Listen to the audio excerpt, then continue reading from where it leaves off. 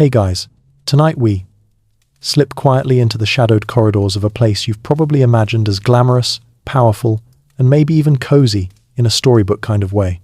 But as you stand here now, pressed against cold stone that's so icy it almost feels wet, you realize very quickly that a medieval castle is not the high comfort fantasy you might have hoped for. In fact, if you had to survive even a single night here, you'd probably regret every decision that led you to this moment. The air nips at your fingertips, your breath fogs in front of you, and somewhere behind you, something drips in a way that suggests this building complains just as much as its inhabitants do. So, before you get comfortable, take a moment to like the video and subscribe, but only if you genuinely enjoy what I do here. And while you're settling in, let me know in the comments where you're watching from and what time it is for you right now. I always love seeing how far across the world these late-night wanderings travel. Now, dim the lights, maybe turn on a fan for that soft background hum, and let's ease into tonight's journey together. You step into the castle's waking hours just as the first light of dawn slinks across the courtyard. Except, light might be too generous a term. This place is a labyrinth of angles, and sunrise barely makes it through the narrow slits that pass for windows. It's so dim, you have to blink just to remember what colors look like. The cold, though, that you notice immediately. Medieval stone has a special talent. It stores every shard of winter inside its walls, and then breathes it back out at you like some ancient creature that resents your body heat. Historians still argue whether castles were intentionally built to retain so much cold, or whether medieval architects simply shrugged and hoped their cloaks were thick enough. You drag your fingertips along the wall, and the chill sinks straight into your bones. Funny thing, people imagine castles as warm fortresses, but a mainstream historical fact is that they were notoriously hard to heat.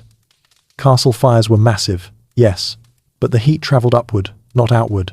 So unless you had the privilege of standing almost inside the fireplace, your toes would remain numb from October until somewhere around the next century.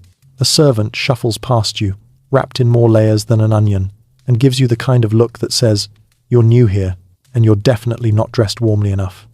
He carries a bucket that sloshes water onto the floor, which instantly becomes a thin sheet of frost. You realize medieval mornings involved a combination of hypothermia and slippery surfaces excellent for maintaining morale. One quirky but true tidbit: records say that some lords actually slept next to their horses in winter because the animals produced more warmth than their own giant stone chambers.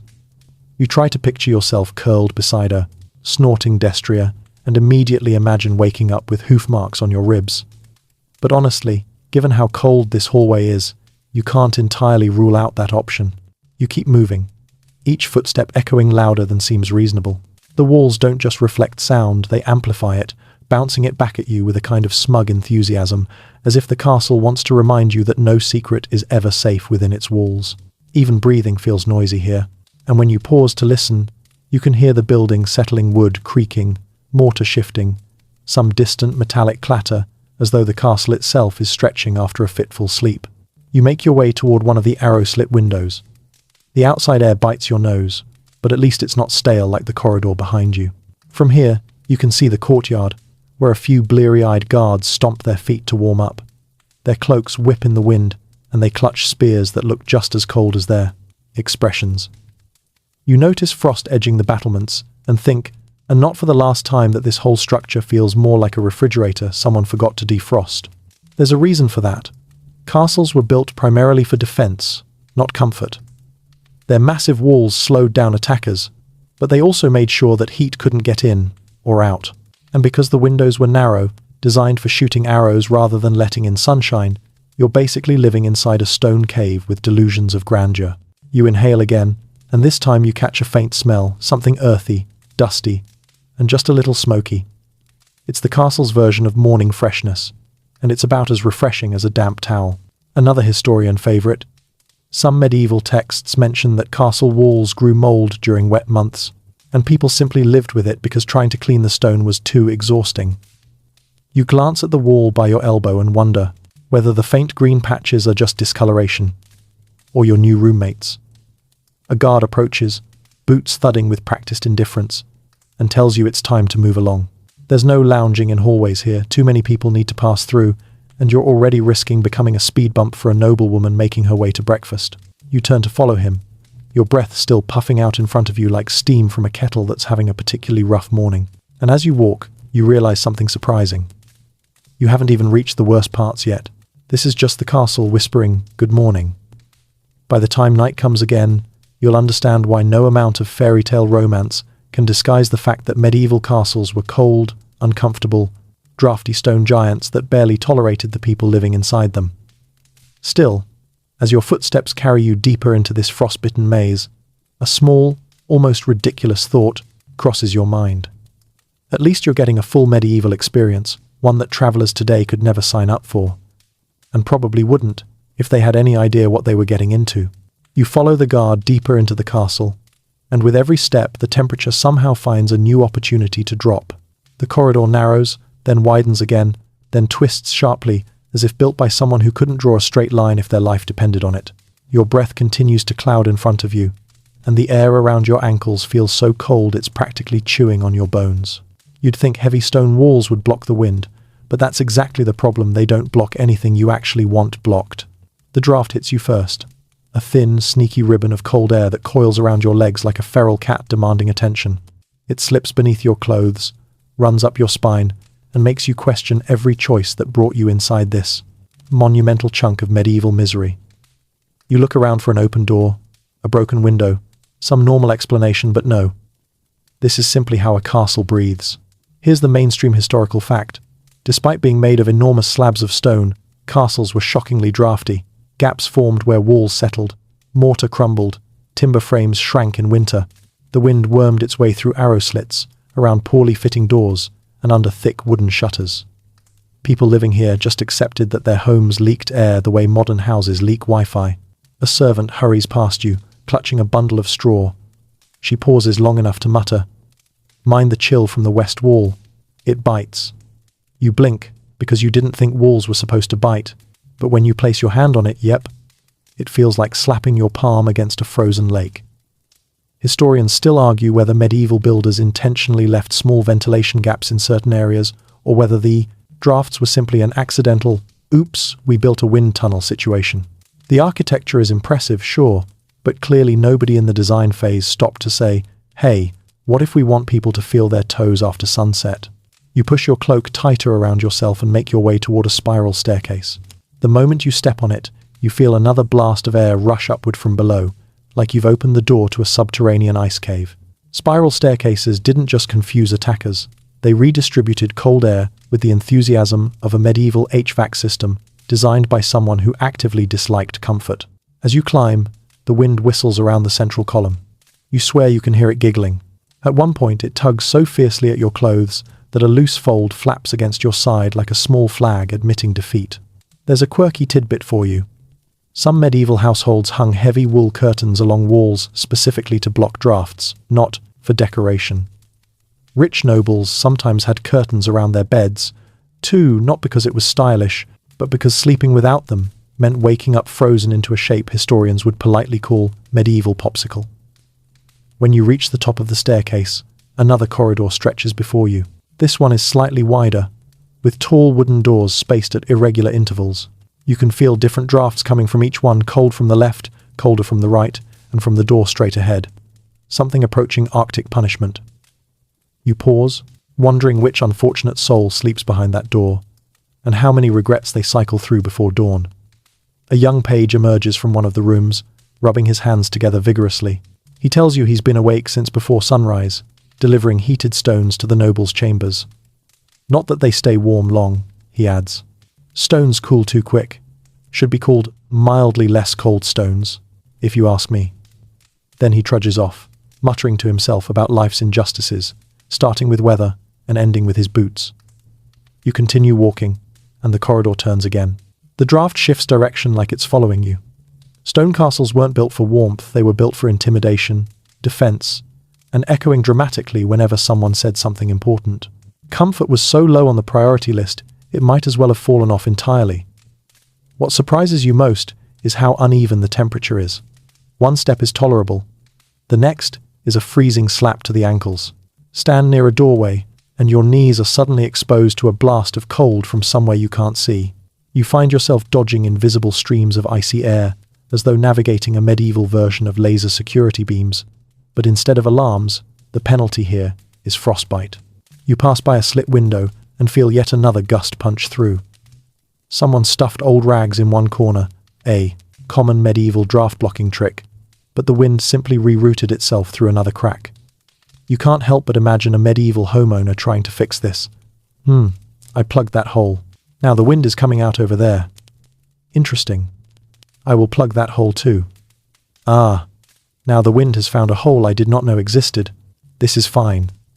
The guard leading you glances over his shoulder and says, "You'll get used to it." But the tone suggests he never did.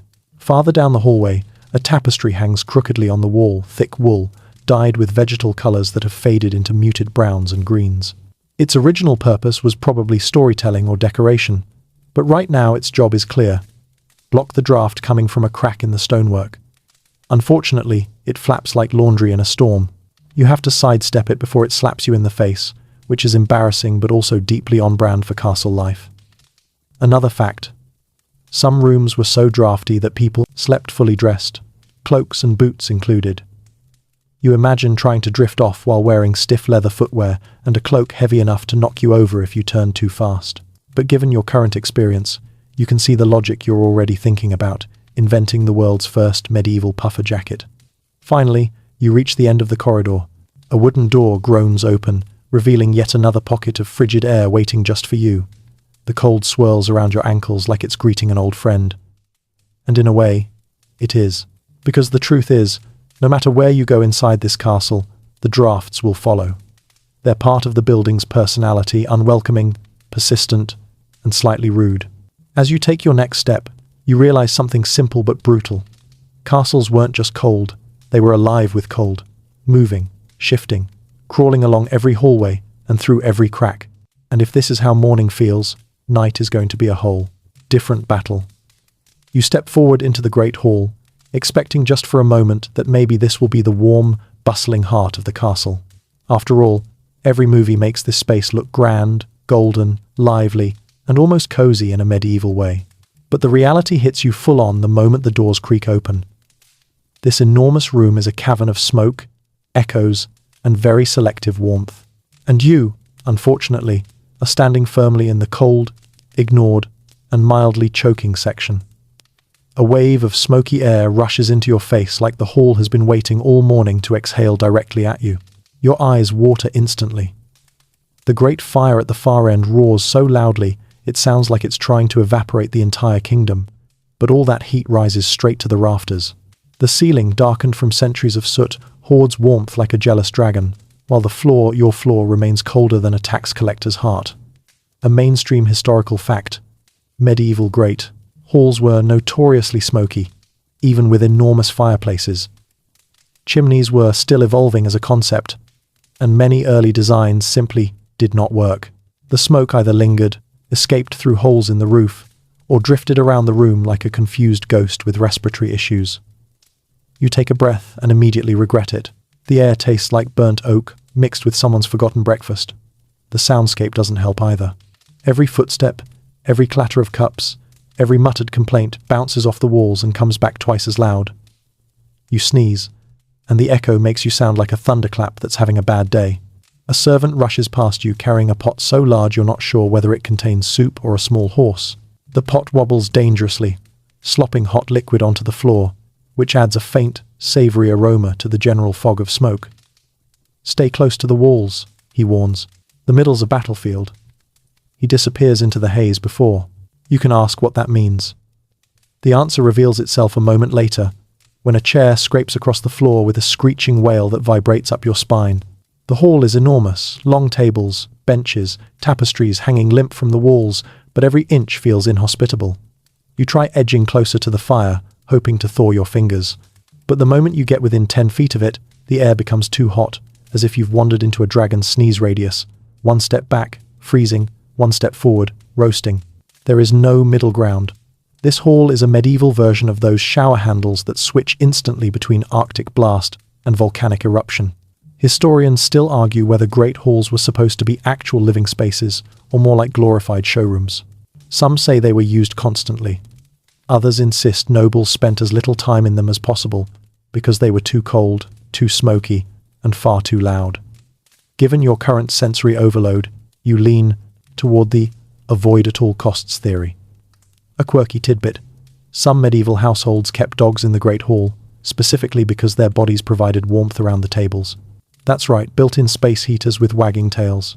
You look around now, half hoping to see a furry companion, but the only movement in your line of sight is a thin cat who glances at you, decides you're irrelevant, and slinks away to sit somewhere marginally less terrible.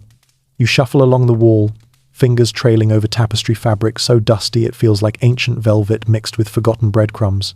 Someone coughs in the far corner, one of those deep, chesty coughs that sounds like they've been inhaling fireplace fumes since childhood. Honestly, they probably have. Medieval people lived shorter lives for many reasons, and indoor smoke exposure wasn't exactly helping their statistics. At the high table, a nobleman pokes at a plate of bread so hard it emits a faint clunk. You're not sure whether the bread is stale or the table is enchanted. He waves a servant over and mumbles something about the draft, and you can't help but sympathize. Even here, next to the roaring fire, a cold breeze snakes across the floor toward your feet. You lift one foot, then the other, like you're trying to avoid stepping on imaginary spikes. You try sitting on one of the benches, but the wood is so cold it feels like it's trying to freeze your lower spine into medieval furniture. You stand up again immediately, which draws a glance from a nearby squire, who looks equally miserable. He shrugs at you, the universal medieval gesture for, this is just life, good luck. The hall's smells shift again now, adding the faint aroma of damp wool, burnt bread, and something suspiciously like old cabbage. You resist the urge to investigate. In a place where ventilation is a philosophical concept rather than a physical one, air quality becomes a daily gamble. Then you notice the rafters overhead, huge beams darkened to almost black, coated in a thick layer of soot. They creak occasionally, as if the entire hall is sighing at its own exhaustion. You wonder how much smoke they've absorbed over the centuries, and whether they've developed feelings about it. A servant girl approaches you, offers a cup, and says, "Drink if you're cold." You peer inside. The liquid is vaguely warm, vaguely brown, and has a faint, smoky flavor that suggests it used to be something else before the castle air claimed it. You thank her anyway, because you need anything to distract from the biting chill. She nods, as if you've made a wise choice, and hurries off to scold someone for leaving the side door open, another source of the hall's famous draft of doom. As the fire pops and crackles behind you, sending another wave of smoke curling upward like a grey serpent, you take a slow look around. This is the castle's social centre, its hub, its pride. And yet, standing here in the great hall, with watering eyes, cold boots, and a faint sense that your lungs are negotiating their resignation, you can't help but wonder how anyone managed to enjoy this space. You rub your arms, still frozen despite the massive fire only meters away, and realize something obvious and bleak. If this is the most comfortable room in the castle, you're in for a long, miserable stay. And the castle agrees. You can hear it in the smoke-filled air, the constant drafts, the creaks overhead. This place isn't here to pamper you. It's here to test your patience, your endurance, and your ability to breathe through a cloud of medieval indoor pollution. You leave the great hall, eyes still watering from the smoke, and step into a side passage that funnels you toward the real workhorses of castle life. The servants. If the lord was the castle's face and the great hall was its stomach, then the servants were its endlessly tired, constantly shuffling nervous system.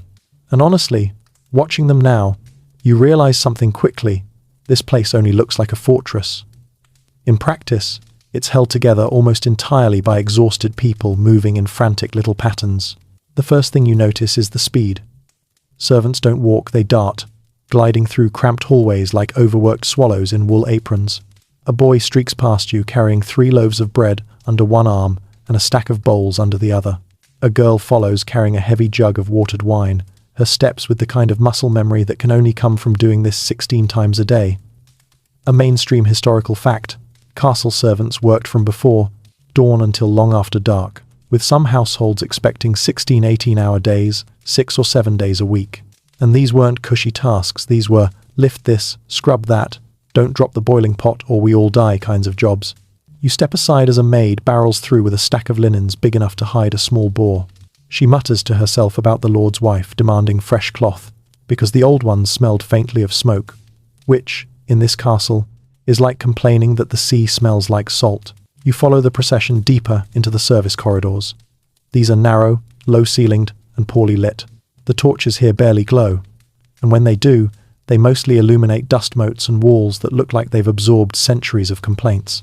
The drafts, which you thought might lessen away from the Great Hall, somehow become more chaotic.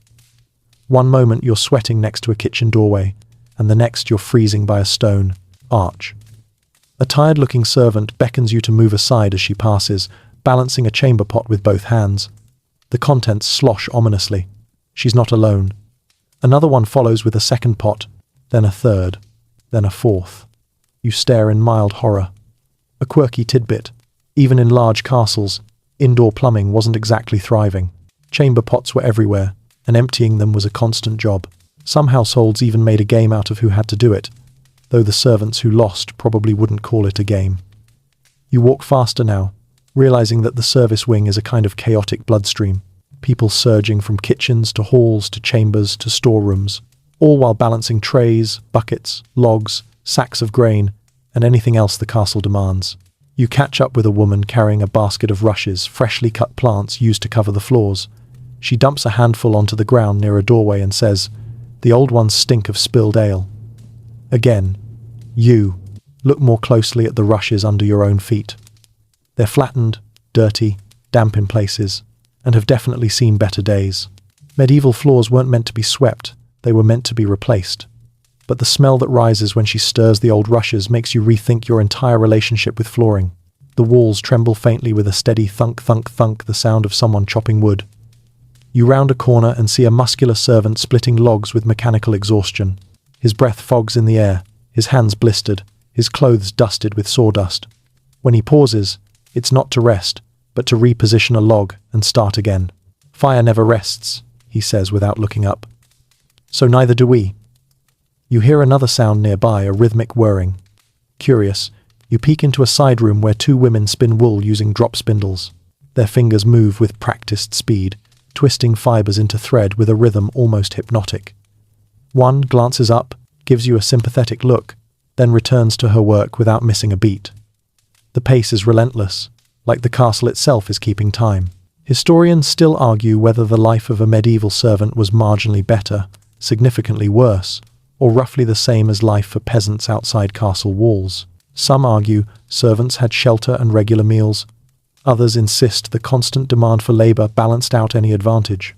Watching them now, boots slipping on damp rushes, backs bent, arms shaking, you get the impression no one here feels fortunate. You turn down another hallway, and the surroundings change. The stone is darker here, and the air smells of yeast and damp earth. You've entered the storage areas, rows of barrels, sacks, crates, and hooks. A man carrying a lantern walks among them, tapping each barrel with a stick and listening carefully. Wine, ale, grain, spoilage, rats, all problems he's expected to diagnose by sound alone. He pauses, frowns, taps, again, then mutters, "Ah, rats again." He walks on like this is not the disaster you assume it is. Another servant scrambles up a wooden ladder to check the upper shelves. The ladder creaks dangerously, and the moment he reaches the top, one rung snaps. He hangs there for a second like a medieval ornament, before dropping down with surprising agility. When he lands, he exclaims, "Still alive," as though this result was not guaranteed. You hear laughter from the kitchen ahead, not cheerful laughter, but the brittle, exhausted kind shared among people who survived something mildly ridiculous. When you peek through the doorway and see a cook scolding a boy for accidentally setting a spoon on fire, you understand. A pile of dirty pots towers in the corner like a metallic mountain range. A girl scrubs the bottom one while humming a tune that sounds like it might be about revenge. You notice something else. The servants barely acknowledge the castle around them anymore. They're too busy racing through its demands to think about the cold or the drafts or the smoke or the constant threat of upper-class nonsense.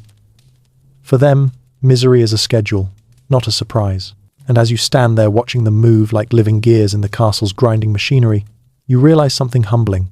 The castle doesn't function because it's well designed. It functions because exhausted people keep dragging it forward hour after hour.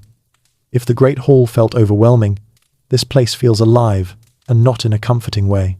It's a frantic system, held together by overworked individuals who know every draft, every crack, every temperamental door hinge, every task done 100 times a day. And you're only just beginning to understand how absolutely unforgiving castle life really is. You follow the narrow passageway upward toward the Lord's private chambers, imagining very naively that surely this is where comfort finally appears. After all, if anyone in this castle has it easy, it must be the man in charge. A luxurious bed, thick tapestries, warm fires, maybe even fresh air that doesn't taste like yesterday's smoke, right? Wrong. The moment you step into the Lord's corridor, the smell hits you so hard you stop mid-stride. You were prepared for cold stone, drafts, maybe the faint odor of food drifting from the kitchens, but this is different.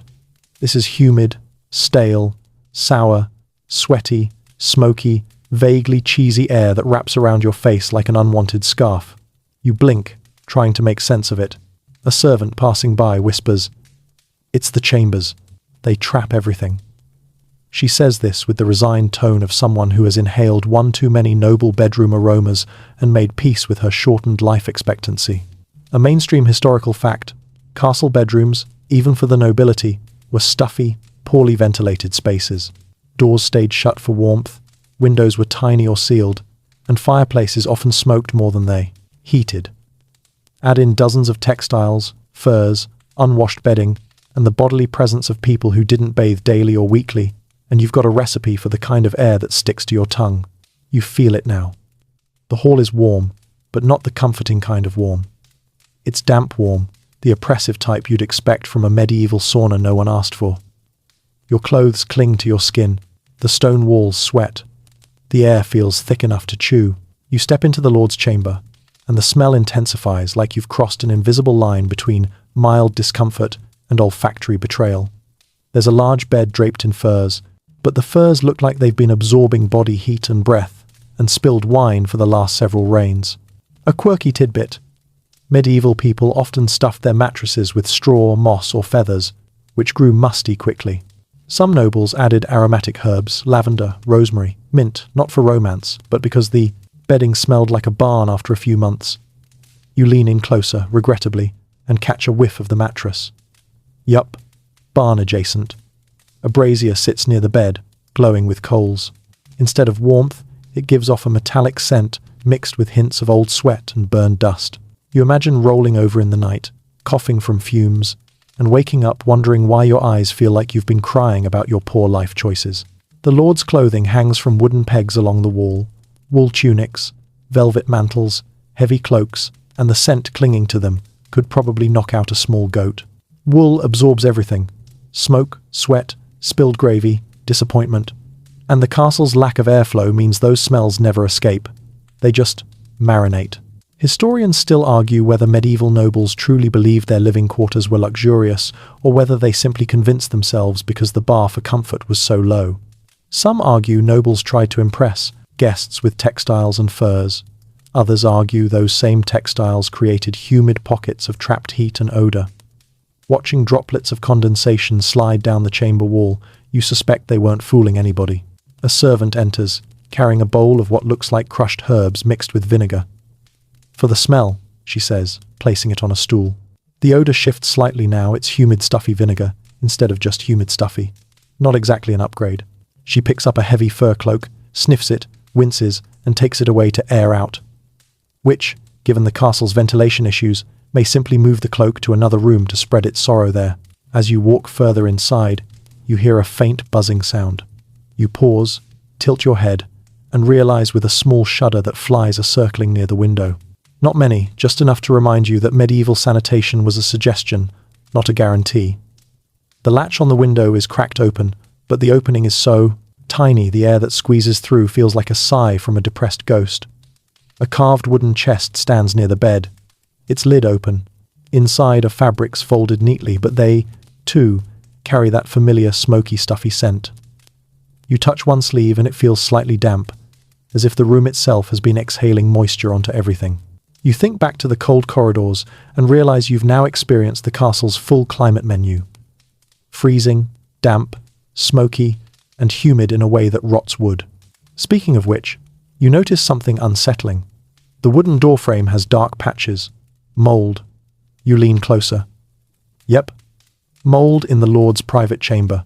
Not even the highest-ranking person in the castle can escape the climate's vengeance. A maid enters carrying a bucket and brush, muttering about another stain under the window.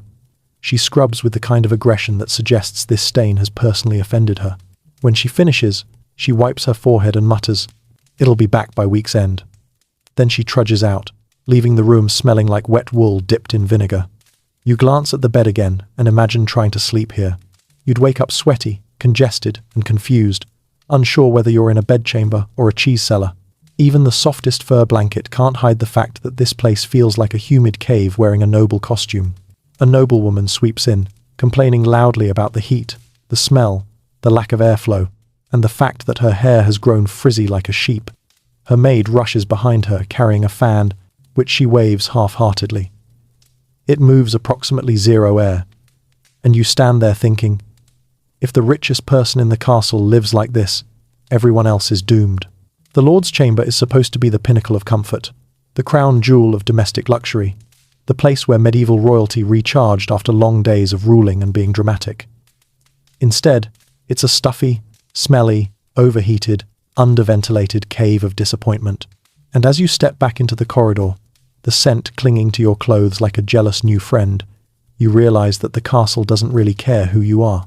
It treats everyone the same, which is to say, terribly. You inhale the slightly fresher hallway air and tell yourself it can't possibly get worse. But this castle has many layers, and the next one is waiting to prove you wrong. You make your way down a narrower, darker passage, one of those tight stone arteries that connects the respectable parts of the castle to the places no one brags about. The air cools again as you descend a few uneven steps, and then the smell changes. It's sharp, sour, earthy, and unmistakably biological. You freeze mid-step.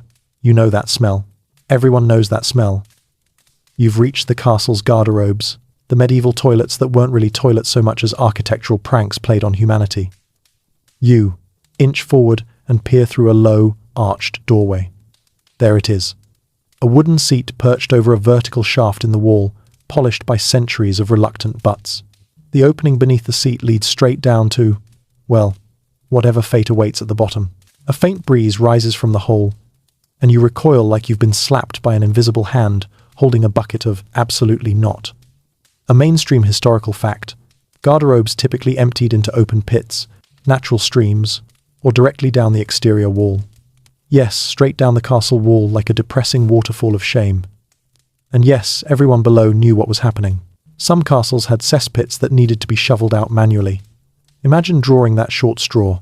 A servant hurries past with a handful of herbs, mint, rosemary, lavender, tossing them into the garderobe like they're trying to bless a demon. The air freshens for about 6 seconds before the underlying truth reemerges. Offended but undefeated. You step inside cautiously, half expecting the wooden seat to creak ominously just from looking at it. When you get close enough to see down the chute, you instantly regret your curiosity. The shaft stretches into darkness, full of shadows and hints of things you never want to identify. Somewhere far below, water trickles. Or maybe something else trickles. You don't ask. Historians still argue whether medieval people truly believed garderobes kept them safe from smells, or whether they simply resigned themselves to living in a constant state of nose-based disappointment. Some records claim herbs were stuffed into the walls to ward off stench. Others argue this was symbolic, like hanging an air freshener in a burning building. You glance at the wall beside the toilet and notice small shelves built into the stone. A servant tells you quietly, "Clothes go here. The ammonia helps kill lice." You blink. She nods again. Yes, people hung clothing in garderobes for delousing. Congratulations, you have now learned the worst closet placement in history. A quirky tidbit. Enemy soldiers sometimes climbed up garderobe shafts during sieges, sneaking into castles through the toilet shafts. Picture the bravest knight you know. Now imagine him popping out of a toilet hole like a very determined and very unfortunate groundhog. You step back, suddenly deeply aware of how slippery the stones feel. Moisture collects on the walls, not condensation, but the accumulated humidity of a space dedicated to perpetual wetness. You don't want to think about where the droplets come from. Further down the corridor, you see a line of smaller garderobes, stacked vertically, one per floor. Because of course the castle would create a multi-level waste management system that basically ensures whatever happens above becomes a problem below. A boy carrying a bucket approaches you and sighs. Blocked again. He lifts the bucket like a man resigned to his fate. You take 3 steps backward out of pure respect. He enters the lower garderobe, and you hear the unmistakable sound of someone physically scraping something you never, ever want described aloud. You swallow hard and continue deeper into the passage, where the smell intensifies briefly, then shifts as you pass a different vent. Every draft here carries a story, and none of the stories are ones you can ever tell at dinner. When you emerge into a slightly larger alcove, a woman stands there shaking out a cloth. She's cheerful, shockingly cheerful for someone stationed near the castle's digestive system. "Better down here than in the kitchens," she says. "At least the smells don't lie." You give a polite laugh, though you're pretty sure your soul just curled into a protective ball. The floor slopes gently downward toward the castle exterior. You follow the incline and discover a small hatch that opens to the outside wall. One good shove, and yes, there it is, the waste chute, directly down the outside of the castle. Anyone standing below this window is either suicidal or very, very unlucky. You step back so quickly, you almost trip over your own fear. Another servant brushes past you and points upward. "That's the Lord's garderobe. Careful on windy days." She says it like someone who learned this lesson personally. The castle wall outside is streaked with discoloration, long, weather-beaten runs of dampness you recognize instantly. Rainwater has done its best to wash things away, but some architectural indignities leave permanent marks. You retreat back inside, shaking your head. You've been here long enough that the smell is starting to faze you less, which is the most alarming development of your day. Walking away, you notice another door. You open it and find an even smaller room with a single seat and no herbs. This must be the servant's garderobe, the budget version. The smell hits you like the opening act of a disaster.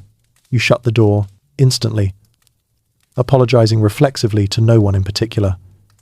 As you move up the steps, the smell slowly fades behind you, replaced again by the castle's default perfume of smoke, sweat, and resignation.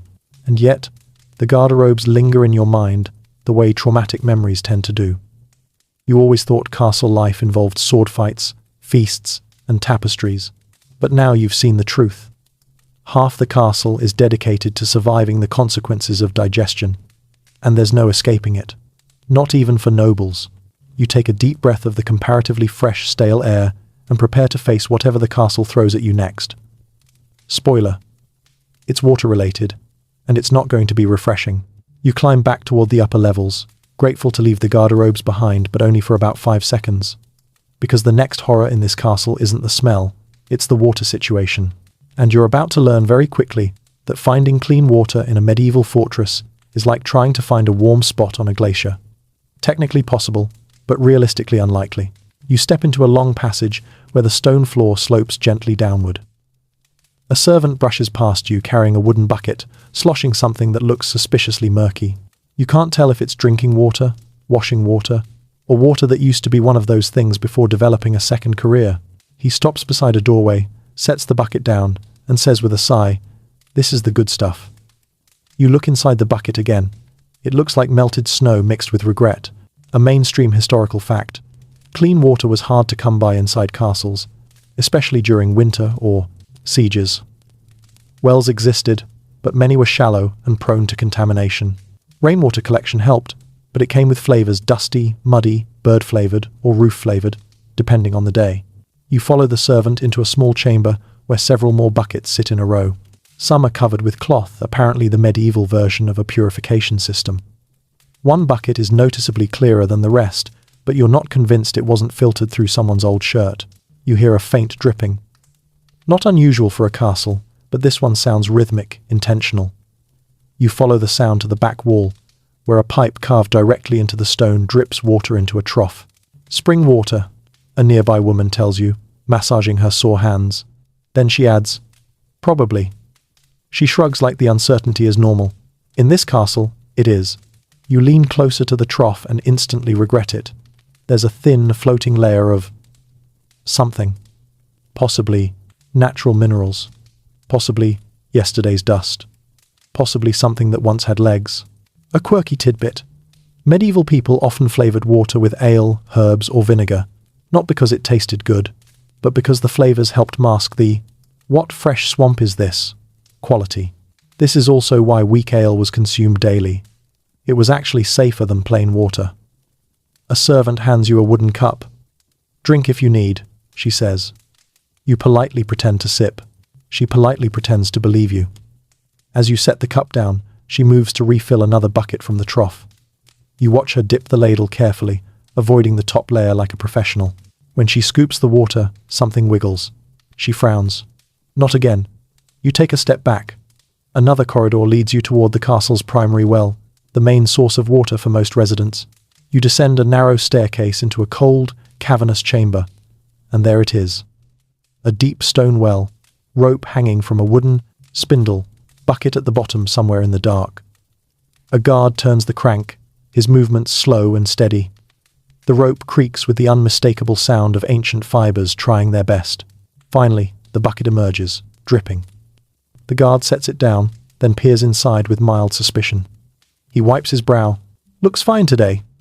He says this like someone who has seen it looking not fine. Historians still argue whether castle wells were adequately protected from contamination or whether people simply built them in convenient places and hoped for the best. Some studies suggest waste seeped in from old cesspits. Others argue the stone linings helped prevent this. Judging by the faint, earthy smell rising from this bucket, you suspect the truth lies somewhere between "technically safe" and "please boil this until it confesses." You walk around the well, noticing scratch marks along the stone. The guard sees your puzzled look and says, "Ah, buckets fall in sometimes. Not ours, usually visitors." His tone suggests many things have fallen in, probably things that should not have. You leave the well chamber and climb back into the upper castle. A cook passes you holding a pot of water destined for the kitchen stew. You peer inside. It's cloudy, with floating flecks of seasoning? Maybe? Possibly? She notices your expression and says, "Don't worry, boiling fixes everything." She says it with a confidence that implies boiling water has to do the heavy lifting in this building. You step into the laundry area next, where several women are bent over wooden tubs, scrubbing wool garments with a fierce determination. The water in their tub is dark grey, frothy, and unsettlingly thick. You don't want to know what made it thick. One woman wrings out a tunic so stiff with old grime it could probably walk on its own. She tells you they haul water from the well, at least 20 times a day, and sometimes from a pond outside the castle walls. "Better not to look at it too closely," she adds. Finally, you find yourself in a small tower room where a rooftop cistern collects rainwater. The water drips through cracks in the stone ceiling, into a barrel lined with pitch. You're about to admire the ingenuity when you notice several drowned insects floating in the top layer like they're attending a tiny funeral. You're starting to understand that hydration in a medieval castle is less about quenching thirst and more about rolling dice. Water could refresh you, sicken you, or introduce you to a new microorganism that hasn't been discovered yet. You walk back toward the main corridor, passing buckets, troughs, wells, and dripping pipes, and it dawns on you. You've used more clean water today, brushing your teeth, than this entire castle will use this morning.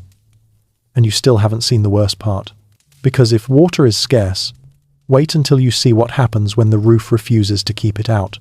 You head toward the upper floors again, following a staircase that groans under your weight like it resents every visitor equally. Halfway up, you hear the faint, rhythmic drip of water landing on stone. It echoes just enough to make you nervous, like the castle is whispering, "Good luck, you're going to hate this." At the top of the stairs, a corridor stretches ahead. It looks normal at first. Dusty tapestries, crooked sconces, uneven stones, but then you see it. A long, glistening trail of moisture winding across the ceiling like a slug with ambition. A drop forms at the lowest point, swells, trembles, and falls. Splat, right onto a bucket waiting below it. Ah. So this is what they meant when they said the roof leaks. Because the roof doesn't just leak, it fails spectacularly. A mainstream historical fact, medieval castle roofs leaked constantly, especially in winter. Roofs were made of wooden beams covered with slate, shingles, or tiles, materials that shifted, cracked, simply gave up over time. Rain and melting snow seeped through gaps and trickled into ceilings, walls, and unsuspecting noble heads. You walk farther down the corridor, counting buckets as you go. 1, 2, 5, 8, 12. Some are wooden, some metal, some just old jugs repurposed for drip-catching duty.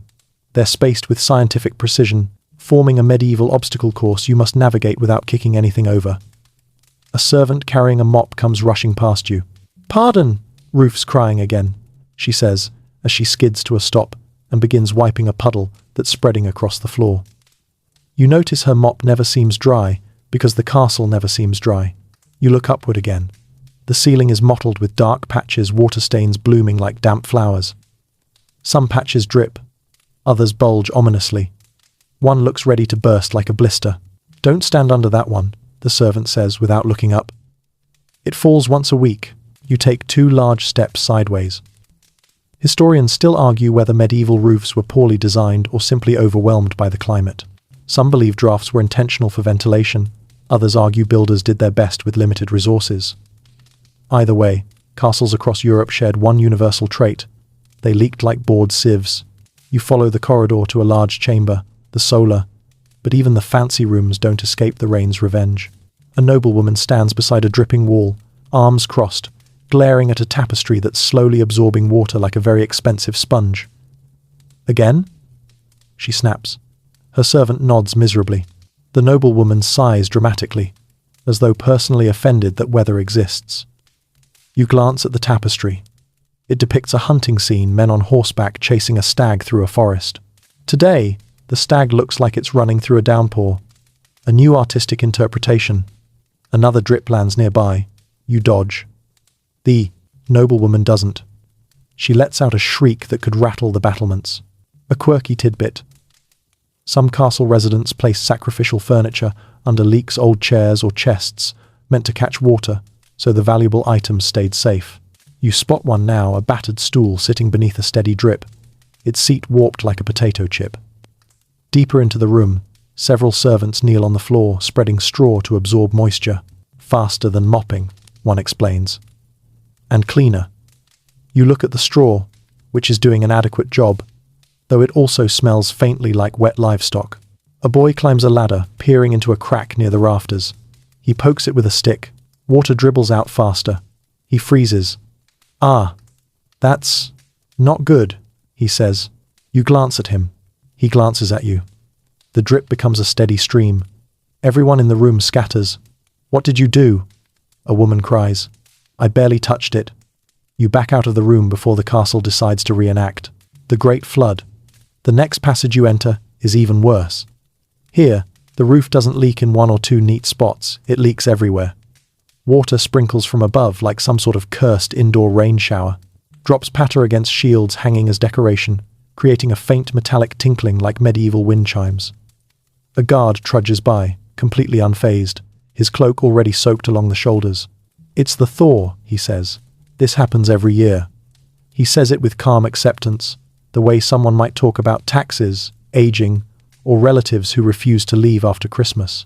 You approach a window slit and notice water seeping down the inner stonework. It pools at the ledge, then trickles down the wall in thin rivulets. The wall itself is softening slightly, not in a concerning "castle's about to fall" way, but in a castle is slowly melting from the inside way. You think about what this must do to the structure long term. The answer arrives sooner than expected. A faint crack echoes above you, followed by a small chunk of plaster falling from the ceiling. It lands at your feet with a soft thud. You stare at it. The castle says nothing, but you can feel it glaring. You wander into a small antechamber where a servant is wringing out a cloth into a bucket. Another servant enters with armfuls of rushes, drops them on the floor, and sighs. "We'll be replacing these all week." Her expression suggests she has been replacing these all week for the past 5 winters. Someone calls down the hall. "We've got another drip by the stairwell." Another voice answers. "Put a bucket under it." A third voice shouts. "We're out of buckets." A fourth voice yells back. "Use a helmet." You continue walking, stepping around puddles and listening to the endless symphony of drips. The castle feels alive, not in a warm, inviting way, but in a moist, unpredictable, actively trying to ruin your socks kind of way. By the time you reach the far end of the corridor, something dawns on you. This castle has more water inside than outside. It's less a fortress and more a giant stone colander pretending to be a home. And if the roof fails when it rains, imagine how the castle behaves when the sun goes down and the creatures come out. Spoiler: The next residents you meet won't be human. You haven't walked 10 steps past the last puddle before you hear it, the soft, unmistakable skitter of tiny claws across stone. It's faint at first, like the castle is clearing its throat. Then another sound joins in, a squeak, followed by a second squeak that sounds annoyed. And that's when it hits you. This place isn't just full of people. It's full of things, small things, fast things. Things that believe they own the castle. You round a corner and freeze. A rat, fat, confident, and built like it's been winning fights since childhood, sits right in the middle of the corridor, staring at you. Its whiskers twitch. It blinks slowly, like you've interrupted something important. You take a step back. The rat takes a step forward. Nope, not today. A servant appears suddenly, stomping her boot near the rat. "Oi, off with you," she snaps. The rat scurries away, not in fear, but in a kind of irritated shuffle, like someone leaving a party too early because the vibes changed. A mainstream historical fact. Rats and fleas were constant castle residents, thriving in grain stores, kitchens, stables, and anywhere warmth met food scraps. People tried everything: cats, traps, herbal bundles, but the pests always returned. Castles were basically rodent resorts with complimentary meals. You follow the servant down the hall, stepping carefully because every dark corner feels alive. Sure enough, a tiny blur darts across the floor in front of you. Then another, then 3 more. The servant sighs. Don't mind them. They're part of the household. You mind them. You mind them very much. As you keep moving, the corridor opens into a storeroom where 3 cats prowl with the weary professionalism of employees on a never-ending shift. One leaps onto a barrel, tail flicking. Another crouches near a sack of grain, eyes sharp. The third cat is asleep on top of what appears to be a dead rat the size of a small loaf of bread. "That's Princess," the servant says, pointing to the sleeping cat. You assume she's talking about the cat.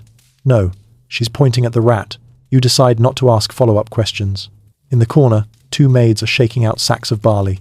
When they lift one, 6 small dark shapes tumble out. The maids shriek not in terror, but in frustration that suggests rats in the grain is item number 12 on today's long list of inconveniences. One maid swats at a fleeing rat with a broom. The broom snaps in half. The rat keeps running. Historians still argue whether medieval castles were infested or simply shared with animals. Some claim people barely noticed the presence of rodents. Others insist rats were a plague upon every storeroom and sleeping chamber. Based on what you're seeing, you're leaning toward the rats pay rent here. A quirky tidbit. Medieval people believed placing mint or wormwood in corners would scare rats away. You notice bundles of herbs dangling from beams, looking dried out and exhausted from carrying false hope. As you leave the storeroom, you step into a hallway where something lands lightly on your shoulder. You freeze. Slowly, very slowly, you turn your head. A flea hops off your shoulder and disappears into your sleeve like it's signing a long-term lease. You slap your arm instinctively, then the other arm, then both shoulders. Somewhere between panic and dignity, you realize this castle's flea population is not a bug problem, it's the dominant species. A passing groom sees you flailing and nods sympathetically. Aye, they come up from the stables, and the dogs, and the blankets, and the rushes, and, well, everything. He scratches his neck. You resist doing the same. You follow him toward the stables, if only because your nose detects the unmistakable combination of horses, hay, and ammonia. It's strong, but honestly, after the Lord's chambers and the garderobes, this might be the best-smelling place in the castle. Horses stomp and snort. Cats dart between hooves. Mice streak under the hay. Fleas leap from shadows like tiny acrobats. A stable hand flicks one off his sleeve. They bite more in summer, he tells you. But in winter, they're hungrier. Excellent. You step back out into the courtyard, thinking fresh air might help. It doesn't, because fresh air here is full of flapping birds that circle the castle walls, dropping occasional gifts onto unsuspecting residents. 2 pigeons are arguing loudly on a ledge. One wins, the other sulks away. Deeper into the castle, you turn down another hallway and stop dead. There's a line of rats sitting shoulder to shoulder, nibbling at something that looks like a loaf of bread that gave up fighting. When they notice you, none flee. They simply stare, chewing calmly, like you're interrupting their lunch break. You whisper, Are you serious?" "They are," Very. Eventually, they waddle off, one by one, into cracks and holes the castle generously provides. Holes you now realize travel everywhere under walls, through floors, behind tapestries. The servant beside you shrugs. You get used to them. You absolutely do not. But the castle doesn't care what you think. It has made its decision. You're now a guest in a place where humans are optional and rodents are eternal. And as you continue forward, brushing the phantom itch of imaginary fleas from your sleeve, you understand something important. If the rats and fleas are thriving here, what did this place do to make life hard for people? You're about to find out. Because the next stop is the kitchen, where danger comes in the form of heat, smoke, sharp knives, and cooks with short tempers. You follow the sounds before you see the room, the sharp clang of metal, the dull thump of cleavers hitting wood, the hiss of boiling liquid, the rumbling chorus of voices shouting instructions that no one seems to follow.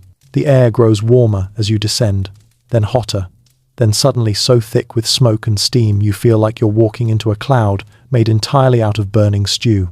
Welcome to the medieval castle kitchen, the loudest, hottest, most chaotic room in the entire fortress. If the rest of the castle felt inhospitable, this place feels actively hostile. The first thing you register is the heat. It slams into you like a battering ram. Your eyes water, your skin prickles.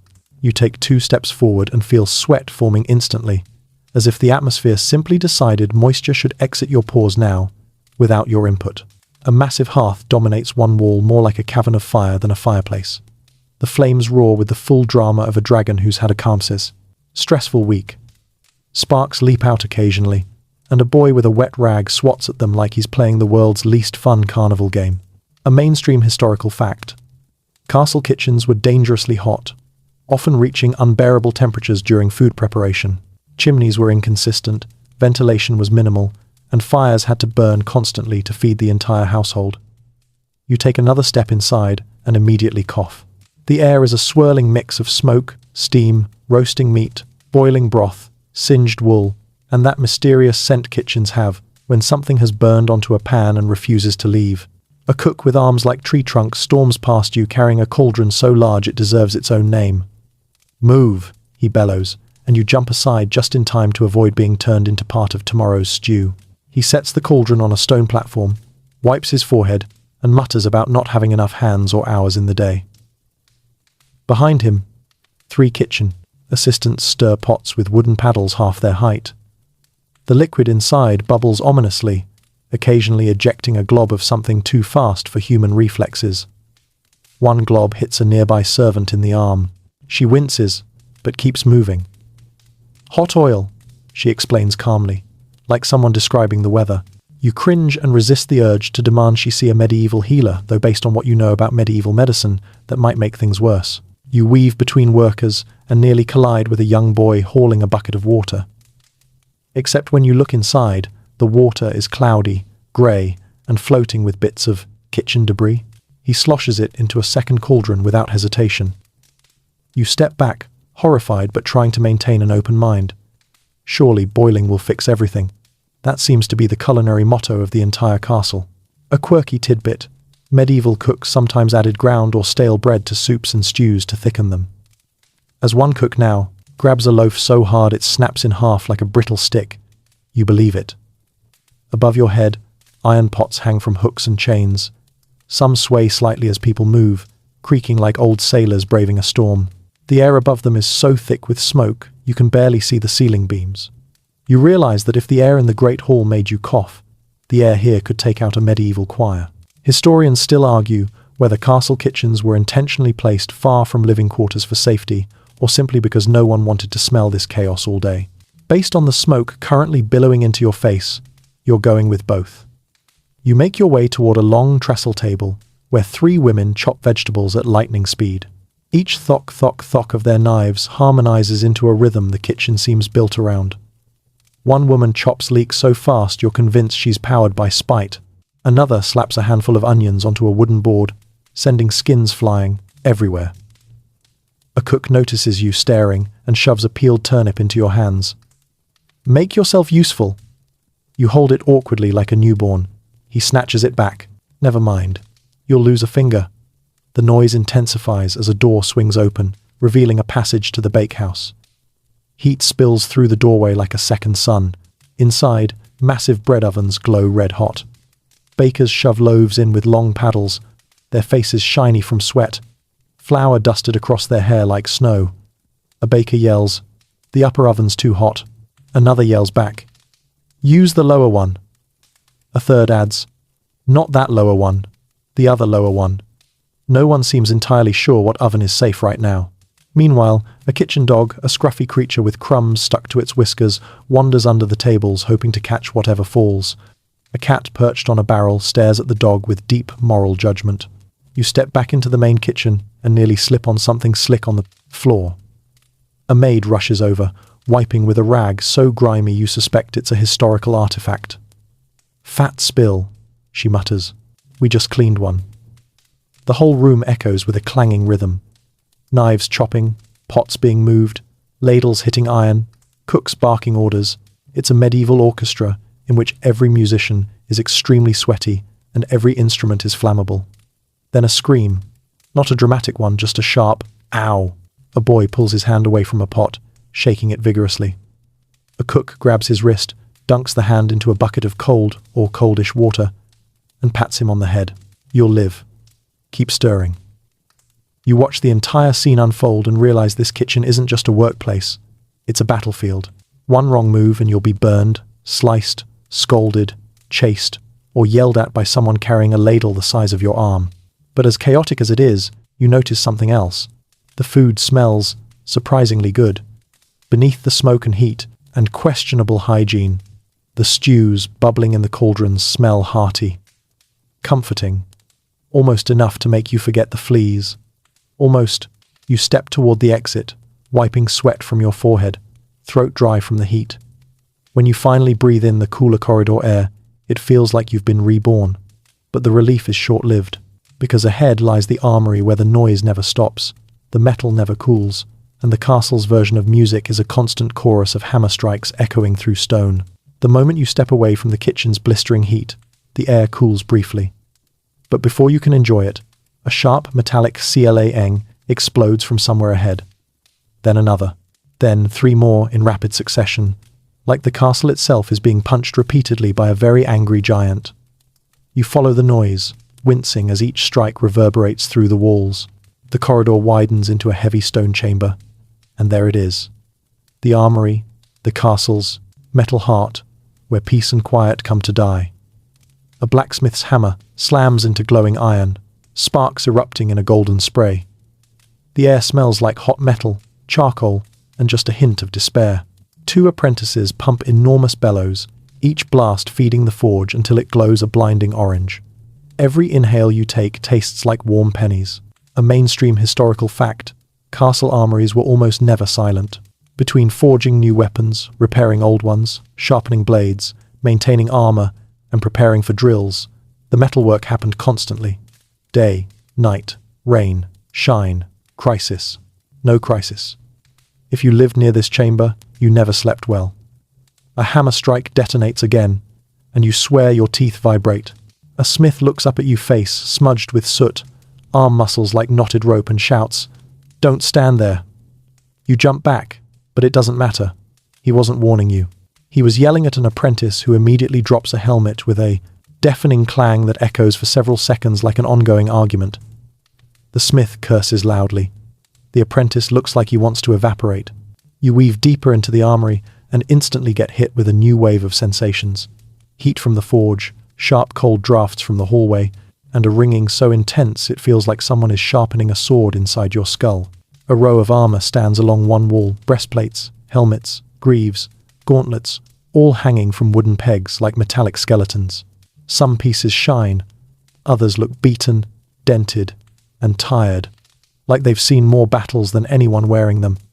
One young armorer is hunched over a helm, polishing it furiously. The sound of his cloth scraping metal adds yet another layer to the armory's growing symphony of chaos. "Needs to shine," he mutters. "Lord wants it gleaming." He holds the helm up to the torchlight. It gleams, if you squint, and ignore several dents the size of apples. A quirky tidbit.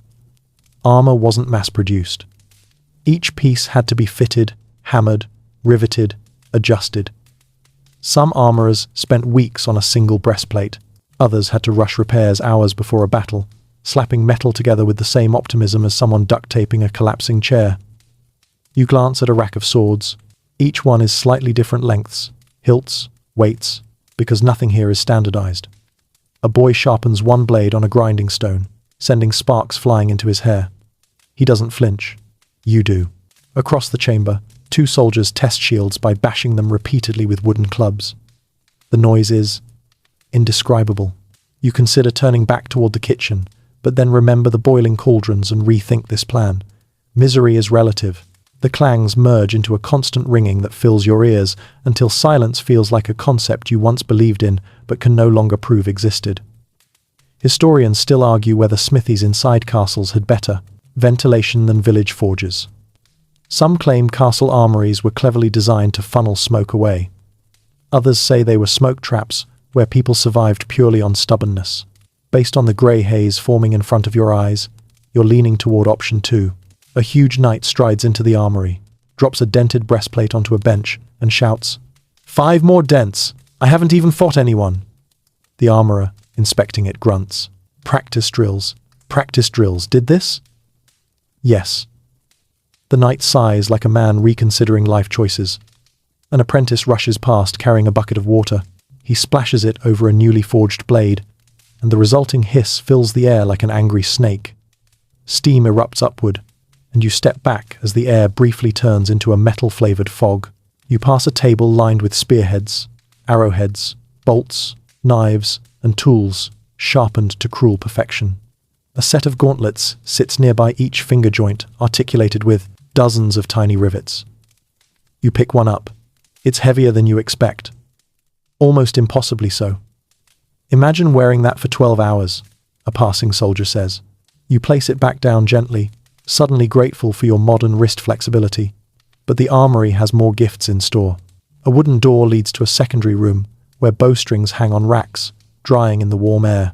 Fletchers sit at benches arranging feathers onto arrows with glue, twine, and the steady hands of people who know one bad mistake means the arrow flies like a confused pigeon. Feathers litter the floor. Glue fumes mix with smoke. Someone sneezes. The sneeze echoes. Someone laughs. That laugh echoes. Then another hammer strikes metal and drowns everything else out again. A stack of shields leans against the far wall, each painted with a different crest. Some are cracked, all are scratched. A young soldier tests the weight of one, grunts, and mutters, "Feels heavier today." Another soldier answers, "Everything feels heavier today." And you believe them. Between the heat, the ringing, the smoke, the dust, the sweat, and the constant danger of losing a finger to someone else's enthusiasm, the armory is a miserable place. Necessary, yes. Impressive? Absolutely, but miserable. You step outside again, blinking as the relative quiet of the corridor wraps around you like soft wool. Your ears buzz, your head hums, and then, from somewhere below, you hear a low groan. A cold draft seeps up through a stairwell. The air smells damp, rotten, ancient. You're being pulled toward the one part of the castle everyone whispers about, but no one wants to enter. The dungeon, where the air doesn't move, the light barely exists, and the architecture itself feels like it's judging you. You follow the cold draft downward, each step taking you farther from the hammering chaos of the armory and deeper into silence, thick enough to feel on your skin. The warmth disappears first, then the light dims. Then the air changes, becoming still, heavy, and strangely wet, like you've entered the lungs of the castle itself. By the time you reach the bottom of the staircase, you already know exactly where you are. The dungeon. Even if no one had told you, your senses would have figured it out. The air is so stale it practically clings to your throat. You take a breath and immediately taste something ancient stone dust, rust, and the faint sourness of spaces that haven't been dry in centuries. A guard holding a small torch nods at you. "Watch your step," he says. Floors slick. You look down. He's right. Moisture glistens on the stones in thin sheets. You take a cautious step, expecting slipperiness. Instead, the floor grips your boot in a squelching way that suggests moss is thriving here. You try not to imagine what else is thriving. A mainstream historical fact. Castle dungeons were rarely elaborate torture chambers. Most were simply storage rooms or holding cells that became prisons because they were cold, secure, isolated, and miserable enough to discourage escape. Moisture was a constant problem. Light was minimal. Airflow was terrible. You follow the guard into a long, narrow corridor lined with cell doors. The torchlight flickers against the walls, illuminating patches of green-black mold creeping up from the floor like it's trying to escape. The air feels heavier with every step. Even your breathing sounds loud, like the dungeon is listening. A distant drip echoes. Plip. A long pause. Plip. And when the second drop hits stone, the sound is so sharp, it makes you flinch. Water seeps down from the roof, the guard explains. Takes years to travel through the walls. You stare at him. You mean this drip is from storms that happened years ago? He shrugs. Castle remembers everything. You shudder at the thought. In this place, memories weren't written, they condensed. Inside one of the cells, you see chains bolted to the wall. They aren't dramatic, no jagged spikes or theatrical ironwork, just cold metal cuffs worn shiny through use. A bowl sits in the corner, half full of something you politely assume was once edible. A gust of cold air rolls past your legs. You look around. There are no windows, no vents, no openings large enough for a breeze. You whisper, "Where did that come from?" "Down there." The guard answers, pointing to a dark archway descending even farther underground. You realize the dungeon has a basement. Perfect. You follow the guard downward. The steps are slicker here, the ceiling lower, the air even heavier. When you reach the lower level, your ears pop slightly, like the air pressure changed. The guard doesn't seem to notice. He steps ahead casually, torch held high. The cells down here are worse. Smaller, damper. The walls sweat. You swear you hear faint, distant groans, but they're not human. It's the castle shifting, settling, groaning in its sleep. Historians still argue whether these lower chambers were intended for long-term imprisonment or simply used as storage rooms that got repurposed. Some say they held political prisoners. Others claim they stored grain, tools, or supplies. Judging by the smell, you'd believe all three. A quirky tidbit. In some castles, the dungeon doubled as a mushroom farm because the constant dampness was perfect for growing fungal crops. You glance at the walls now and, yes, there are mushrooms. Little pale ones clinging to cracks and corners, thriving in the gloom like privileged residents. You turn a corner and nearly collide with something unexpected. A man sits on a stool, half asleep, holding a lantern. A jailer. His posture implies he hasn't stood up voluntarily since last summer. He opens one eye, squints at you, and says, "Mind the slime." You tilt your head. Your boot sinks an inch into something soft and cold. "Ah, the slime." The jailer snorts.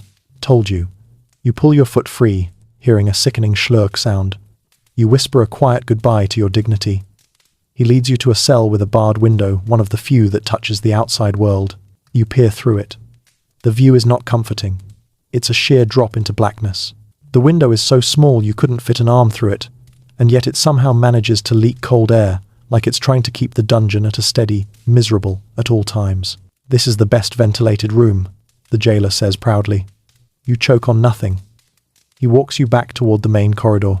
A rat scurries past, slipping under a door like it knows the floor plan better than the architects ever did. The guard stomps in its general direction out of habit. The rat doesn't even flinch. You pass a set of iron rings in the wall bent slightly, rusted deeply. You touch one out of curiosity, and the cold shoots through your fingertips like liquid winter. You pull back, quickly. By now the air feels thicker, like the dungeon has been holding its breath and is exhaling slowly around you. You understand suddenly that this environment didn't just punish prisoners, it punished anyone who dared to enter. As you head for the stairs, you glance back one last time. The darkness stares calmly, patiently, like it knows you won't forget this place. You climb upward, each breath feeling fresher than the last, each step making your lungs feel a bit less squeezed. When you finally emerge back into the corridor above, you feel like you've been underwater. But don't get too comfortable, because if the dungeon was the quiet misery of the castle, the courtyard is the loud, muddy, chaotic heart, and you're about to step right into it. You climb the final steps out of the dungeon and step into daylight, only to be immediately reminded that fresh air in a medieval castle doesn't mean clean, calm, or pleasant. It means chaos, mud, shouting, hooves, clatter, smoke, the occasional goose with anger issues. Everything happening at once in a space that feels too open and too cramped at the same time. Welcome to the courtyard. It hits you like a wall of noise. The moment you cross the threshold, a soldier nearly bumps into you while dragging a training dummy. Behind him, two boys chase a chicken that somehow escaped the coop and is now running with the conviction of an Olympic athlete. A dog barks at the boys. The boys bark back. The dog is winning. Meanwhile, a horse stomps nearby, splashing mud onto your leg. The stable hand holding the reins doesn't apologize. He just says, "Better move." He kicks strangers. You move. A mainstream historical fact. Castle courtyards were central hubs, used for training, trade, chores, livestock management, military drills, and general commotion. They were never quiet, never clean, and never boring. If the castle had a beating heart, this was it, and it was beating loudly, messily, and slightly off rhythm. You dodge a cart rolling past, its wheels squeaking under the weight of firewood. The man pulling it shouts, "Coming through!" as though you hadn't already jumped out of his path like a startled cat. The ground beneath your boots is a complicated blend of mud, trampled straw, spilled ale, manure, and that mysterious grey sludge castles generate without explanation. You lift one foot and hear a schluck sound so sticky it briefly threatens your balance. Several chickens scatter at the noise. You weave toward a quieter corner, or what looks quiet until two squires suddenly start sword training at full force. Their wooden practice blades clap and crack against each other, chips flying. One squire narrowly misses, smacking you across the ribs. The other yells, "Watch it, there's a person." "I see them." You almost hit them. That's because they're standing where I'm swinging. You step away before they drag you into their argument. Near the outer wall, you spot a group of women washing laundry in large wooden tubs. They scrub aggressively like the clothing personally insulted them. Each slap and wring sends droplets flying in random directions. Mixed in with the laundry water, you see soap, dirt, charcoal dust, and something that might be stew. You wisely keep your distance. Further on, a baker brings out baskets of slightly burnt bread to cool in the daylight. Children swarm him like moths around a lantern. "One each," he warns, holding the basket high. The children pretend to listen. They do not succeed. A dog snatches half a loaf and runs triumphantly across the courtyard. 3 children chase him. You admire the dog's strategy. A quirky tidbit. Medieval dogs actually roamed freely through courtyards, kitchens, and halls, scavenging scraps and guarding the grounds. Some were beloved companions, others were shameless thieves. This dog is clearly the latter. You pass the well, again, yes, the same one you visited earlier, but here in the courtyard it becomes an obstacle course. Women draw water while gossiping loudly. A man tries to cut the line and is immediately scolded by at least 3 grandmothers who might not live in the castle, but definitely run the courtyard with iron discipline. Nearby, a pair of farriers shoe a horse. Sparks fly with every hammer hit. A young boy pumps the bellows. Sweat drips from the farrier's forehead. The horse shifts anxiously, and you step farther away because you've seen enough medieval chaos today to fully believe a horse could send you into orbit. Historians still argue whether courtyards served as community spaces or purely functional hubs. Some argue they were lively centers for festivals, games, and music. Others insist they were work zones where people had neither time nor energy for fun. Judging by what you're watching now, noise, stress, mud, motion, you suspect both are true, depending on the season, the hour, and the willingness of the people not to trip over livestock. A horn suddenly blares from the rampart above. Everyone stops for a split second. You almost panic, thinking an attack is starting, but then someone yells back, "Just a drill!" Instantly, the courtyard erupts again into its previous chaos, but now with more yelling. Guards rush to form lines. Archers jog to take positions on the wall. A captain shouts orders so loud you feel the vibrations in your chest. A drummer begins beating a training rhythm, the sound pulsing across the open space like the heartbeat of a very confused war machine.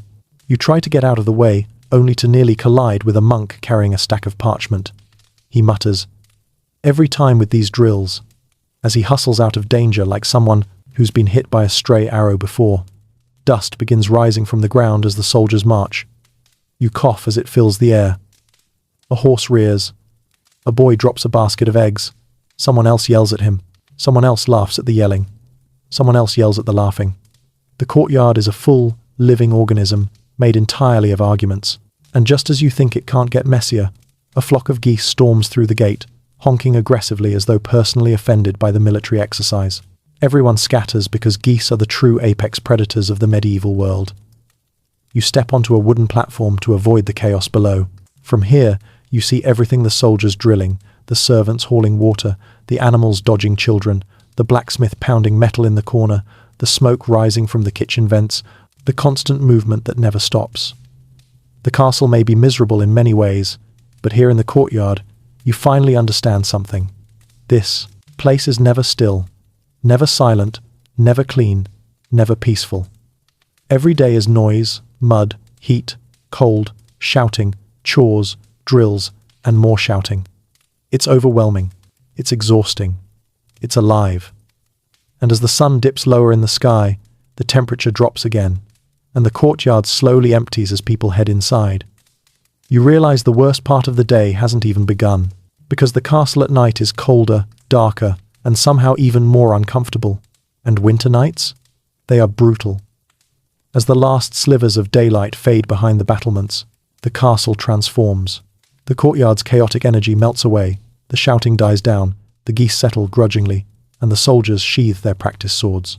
But the quiet that replaces the noise isn't comforting. It's colder, heavier, and full of echoes that feel older than the stone itself. Night in a medieval castle doesn't arrive gently. It drops like a heavy cloak soaked in ice water. You step back, inside, instinctively rubbing your hands together. You thought the daytime chill in the corridors was bad, but that was a warm-up, a teaser, a polite introduction. The real cold waits for darkness. Within minutes, the temperature plummets. The corridor stones feel like they're radiating winter. Your breath fogs with every exhale. The walls themselves seem to stiffen, tightening with the night air. It's like the entire castle inhales sharply, sealing itself into a solid block of discomfort. A mainstream historical fact. Even well-constructed medieval castles were brutally cold at night, especially in winter. The enormous stone walls absorbed cold throughout the day and released it steadily for hours, making nighttime temperatures inside often close to outdoor temperatures. Fires helped, but only if you were practically hugging them. You're not hugging one. You're nowhere near one. You're in a corridor that feels like the world's largest medieval refrigerator. You turn a corner and nearly collide with a servant carrying an armful of blankets, thick woolen ones that look older than several monarchies. She nods at you while shivering. "Nights are cruel here," she whispers. "Don't linger in the halls." You take her advice and head toward the guest chamber assigned to you. But even inside a private room, the misery continues. The chamber door groans open. Cold air pours out like you've opened the entrance to a cursed tomb. The room is dark except for a single candle. You light it and see your breath shimmer in the warm glow. The bed sits against the wall like a rigid, unwelcoming boulder, covered with blankets that look thick but feel like woven ice. You touch the pillow. It's cold, firm, slightly damp. You snatch your hand back instinctively. The rushes on the floor don't help. They hold the memory of every draft in this castle. When you step on them, they feel stiff and chilled, like they spent the day preparing to ruin your night. Somewhere deep inside the stone wall, you hear a soft whistling noise, an icy draft slithering through cracks even the servants can't find. Every flicker of your candle flame leans a different direction, as if the castle is playing Guess the Air Leak with you. Then you hear the wind. It rushes past the outer wall, squeezing through every arrow slit and shuttered window. The sound is eerie, a long, low moan that rises into a high-pitched whine. The castle doesn't just let the wind in, it speaks it. A quirky tidbit. Medieval people sometimes stuffed window gaps with moss, rags, straw, or even animal hair to block drafts. You see a few such attempts here, hardened tufts of wool jammed into crevices. They help, slightly. In the same way, closing your eyes makes a monster less visible but not less real. You blow on your hands, trying to restore feeling to your fingertips. Your breath swirls in front of you like a tiny phantom. If you waved your hand fast enough, you could probably write your name in the air. You climb into bed, pulling the blankets around you like armor. The wool scratches your skin. The cold seeps through instantly. It's like lying under a stack of frozen cloaks. Your toes? Gone. You last felt them approximately 4 corridors ago. You curl into a ball instinctively, trying to conserve heat. Even the mattress stuffed with straw feels chilly, like someone replaced it with a compressed bale of winter. You try rolling to the other side, but that side is somehow even colder, like a medieval prank. Historians still argue whether castle inhabitants simply accepted the cold, or whether they genuinely suffered through it every night. Some claim people slept in layers, shirts, cloaks, hats, hoods, socks, gloves. Others suggest that shared sleeping was common, both for warmth and convenience. Right now, you'd welcome a dragon as a bedmate if it meant warming your feet. You try pulling the blanket tighter. It creaks. Actual wool. Doesn't creak, but this is the kind of blanket that has absorbed so many years of smoky air, spilled ale, sweat, and frost that it has developed a texture resembling lightly sanded wood.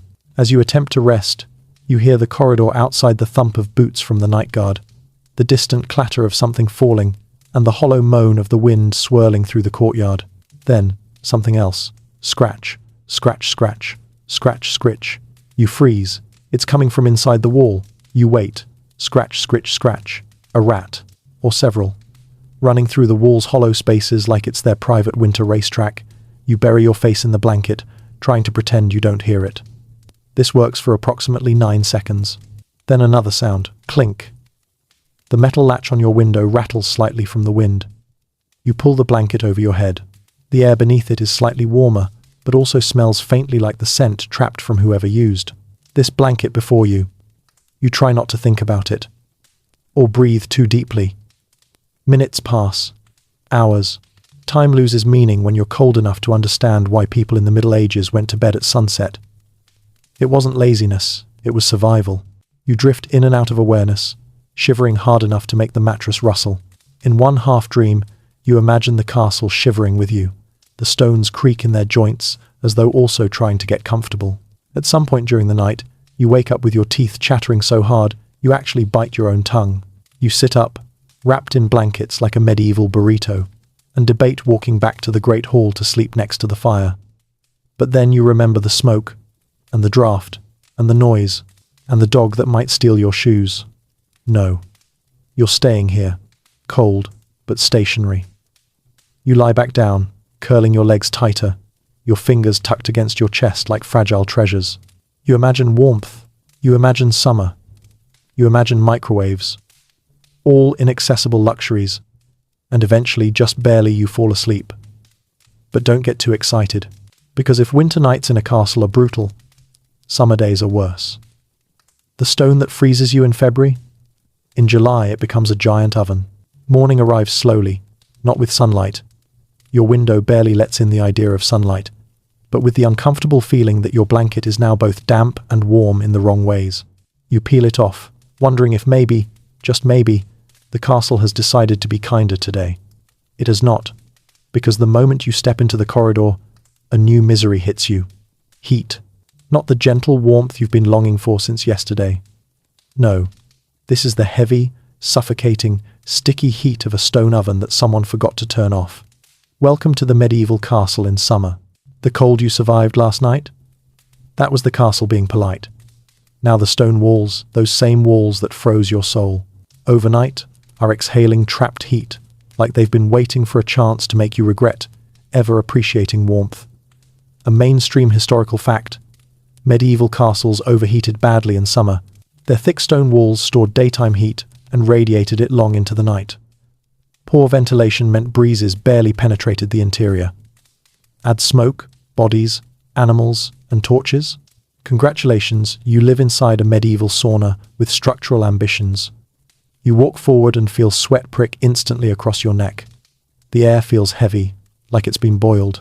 The corridor is filled with a kind of hazy warmth that makes breathing feel like sipping warm soup. At the far end of the hall, 2 servants sit slumped against the wall, fanning themselves with pieces of parchment. "One more day of this," one mutters. "I'll sleep in the well," the other replies. You sympathize. You try opening the nearest window slit. The moment you do, hot air blasts you in the face like the dough. Castle decided to blow dry your eyeballs. You slam it shut. Moving deeper into the corridor, you pass a chamber where a nobleman lies spread eagle on his bed, shirtless, sweating like a baked ham. A servant girl sprinkles herbs around him, fanning desperately. He groans. "More cold water." She whispers back. "There is no cold water." You keep walking, because if you stop, the heat catches up to you like a slow, sticky predator. In the next room, you see 3 children lying flat on the floor, limbs splayed, soaking up whatever leftover coolness the stones still possess. A passing maid steps over them and says, "Don't worry, they're not dead." You nod. Honestly, you weren't completely sure. As you enter the stairwell, heat rises up in a blast, so sudden you stagger back. You grip the railing and descend slowly, as though moving through invisible molasses. Historians still argue whether medieval people spent summer days indoors or outdoors. Some writings claim people fled to courtyards and shaded areas to escape the heat. Others insist inner chambers were cooler than the sunlit exterior. Based on this stairwell, you're convinced the truth depends entirely on how many windows a room has and how recently someone closed them in a misguided attempt to keep the heat out. At the base of the stairs, you stumble into a passage packed with servants hauling buckets of hot water. Except the water wasn't meant to be hot. It's just that everything in the castle is hot. A girl splashes her face with a scoop from a bucket anyway. Warm. She sighs in despair. In the kitchen, the misery has multiplied tenfold. Yesterday's inferno was nothing compared to today's atmosphere. The hearth fires rage as usual. But now the heat doesn't escape, it lingers, swelling the air until it feels thick enough to chew. The cooks' faces glisten with sweat. Their shirts cling to them like damp cloth armor. One cook fans himself with a cutting board. Another mutters, "If I die today, bury me in the cold cellar." You leave before you melt into the floor. Outside in the courtyard, the heat is no kinder. The sun beats down, turning the packed earth into hot dust. Horses stomp irritably. Chickens stand with their wings held out, trying to cool their bodies. Even the geese, the terrifying geese, sit quietly in the shade, panting. A quirky tidbit. Medieval people sometimes hung wet sheets over doorways to cool incoming breezes. You spot one such attempt in progress. A servant splashes a cloth from a bucket and hangs it over a doorway with pride. The breeze that hits you is slightly less awful. You treasure the moment like a priceless artifact. You approach the well again. A crowd gathers around it. The water is low, warm, and tastes vaguely like pebble tea, but the people sip it gratefully. You take a cautious mouthful, and it immediately makes you thirstier, like drinking heated disappointment. Nearby, 2 knights strip off, their armor piece by piece. The breastplates clank to the ground with dull metallic thuds. One knight collapses onto a bench and says, "If war comes today, I'm defecting to the enemy." The other knight nods, as long as they're somewhere with shade. As you continue exploring, you notice the stone walls sweating their surfaces, glistening with condensation from trapped humidity. You press your palm against the wall and it feels hot, like the castle itself has a fever. Rooms that were freezing yesterday are now stifling. Storerooms smell like fermenting grain. Bedrooms smell like overheated wool. Even the tapestries look droopy, like they're melting off the walls. And yet, despite all of this, torches still burn. Fires still roar. Ovens still blaze. The castle's daily routines don't stop just because the temperature reached boiled human. You spot a group of women gathered at the northern side of the courtyard, one of the rare shadowy corners.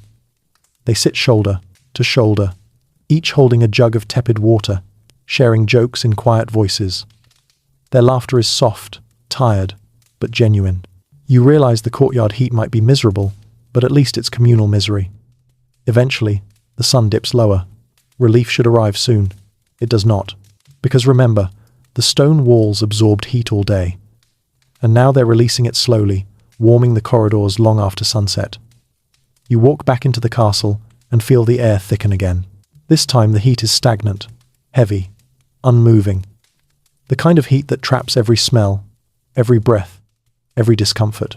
And as you lie down in your chamber, sweating on the same mattress that froze you last night, you finally understand the true cruelty of medieval castles.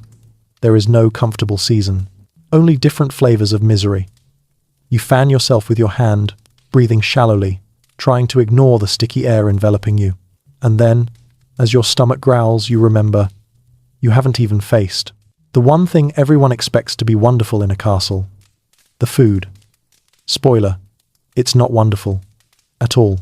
Morning heat still clings to the castle walls when a servant finally pokes her head into your chamber and says, "Breakfast is ready, if you can call it that." Her tone suggests you should lower your expectations, dramatically. So, you follow her, stomach growling, hoping naively that a medieval castle, home to noble feasts and great halls and roasting spits, might reward you with something delicious. It does not. The great hall is already buzzing when you enter, but not in a festive, let's eat like kings way, more like a resigned, may this not chip my tooth again way. On the long table sits a spread, so deeply uninspiring, your appetite immediately begins negotiating an early retirement. A mainstream historical fact. Castle meals were often monotonous, bland, and gritty, especially for anyone below the noble rank. Bread bulked with sand, overboiled vegetables, and ale that tasted faintly like a barn were all perfectly normal.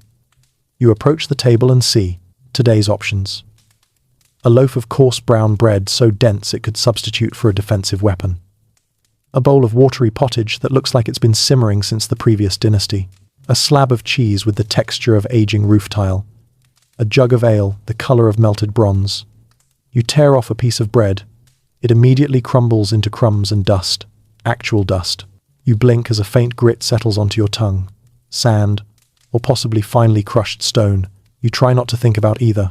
A servant, noticing your hesitation, shrugs and says, "Millstones, Chip. Very normal." Normal, yes. Pleasant, no. You dip the bread into the pottage, hoping moisture will soften it. The bread absorbs the liquid but somehow becomes harder, like a creature evolving into a tougher form. Across the table, a knight gnaws on his own piece of bread, jaw muscles flexing like he's in training for a medieval chewing competition. When he finally swallows, he winces and mutters, "My teeth will abandon me one day." You try the pottage itself. It's warm, it's mushy, it's edible. But the flavor is best described as vegetable-adjacent water. You get a hint of onion, a hint of barley, a hint of yesterday, and a very strong hint of boredom. Historians still argue whether medieval castle meals were truly terrible or simply repetitive. Some insist nobles enjoyed lavish feasts regularly. Others argue those feasts were rare, special occasions, not daily experiences. And even during feasts, the flavors tended to be mild by modern standards, more warm than tasty. You watch a nobleman at the high table poke his food with mild disappointment. Even he doesn't look thrilled. His plate contains slightly fancier versions of yours, bread that's only mostly gritty, cheese with a sharper bite, meat that looks like it once had ambitions. Servants bring out more dishes.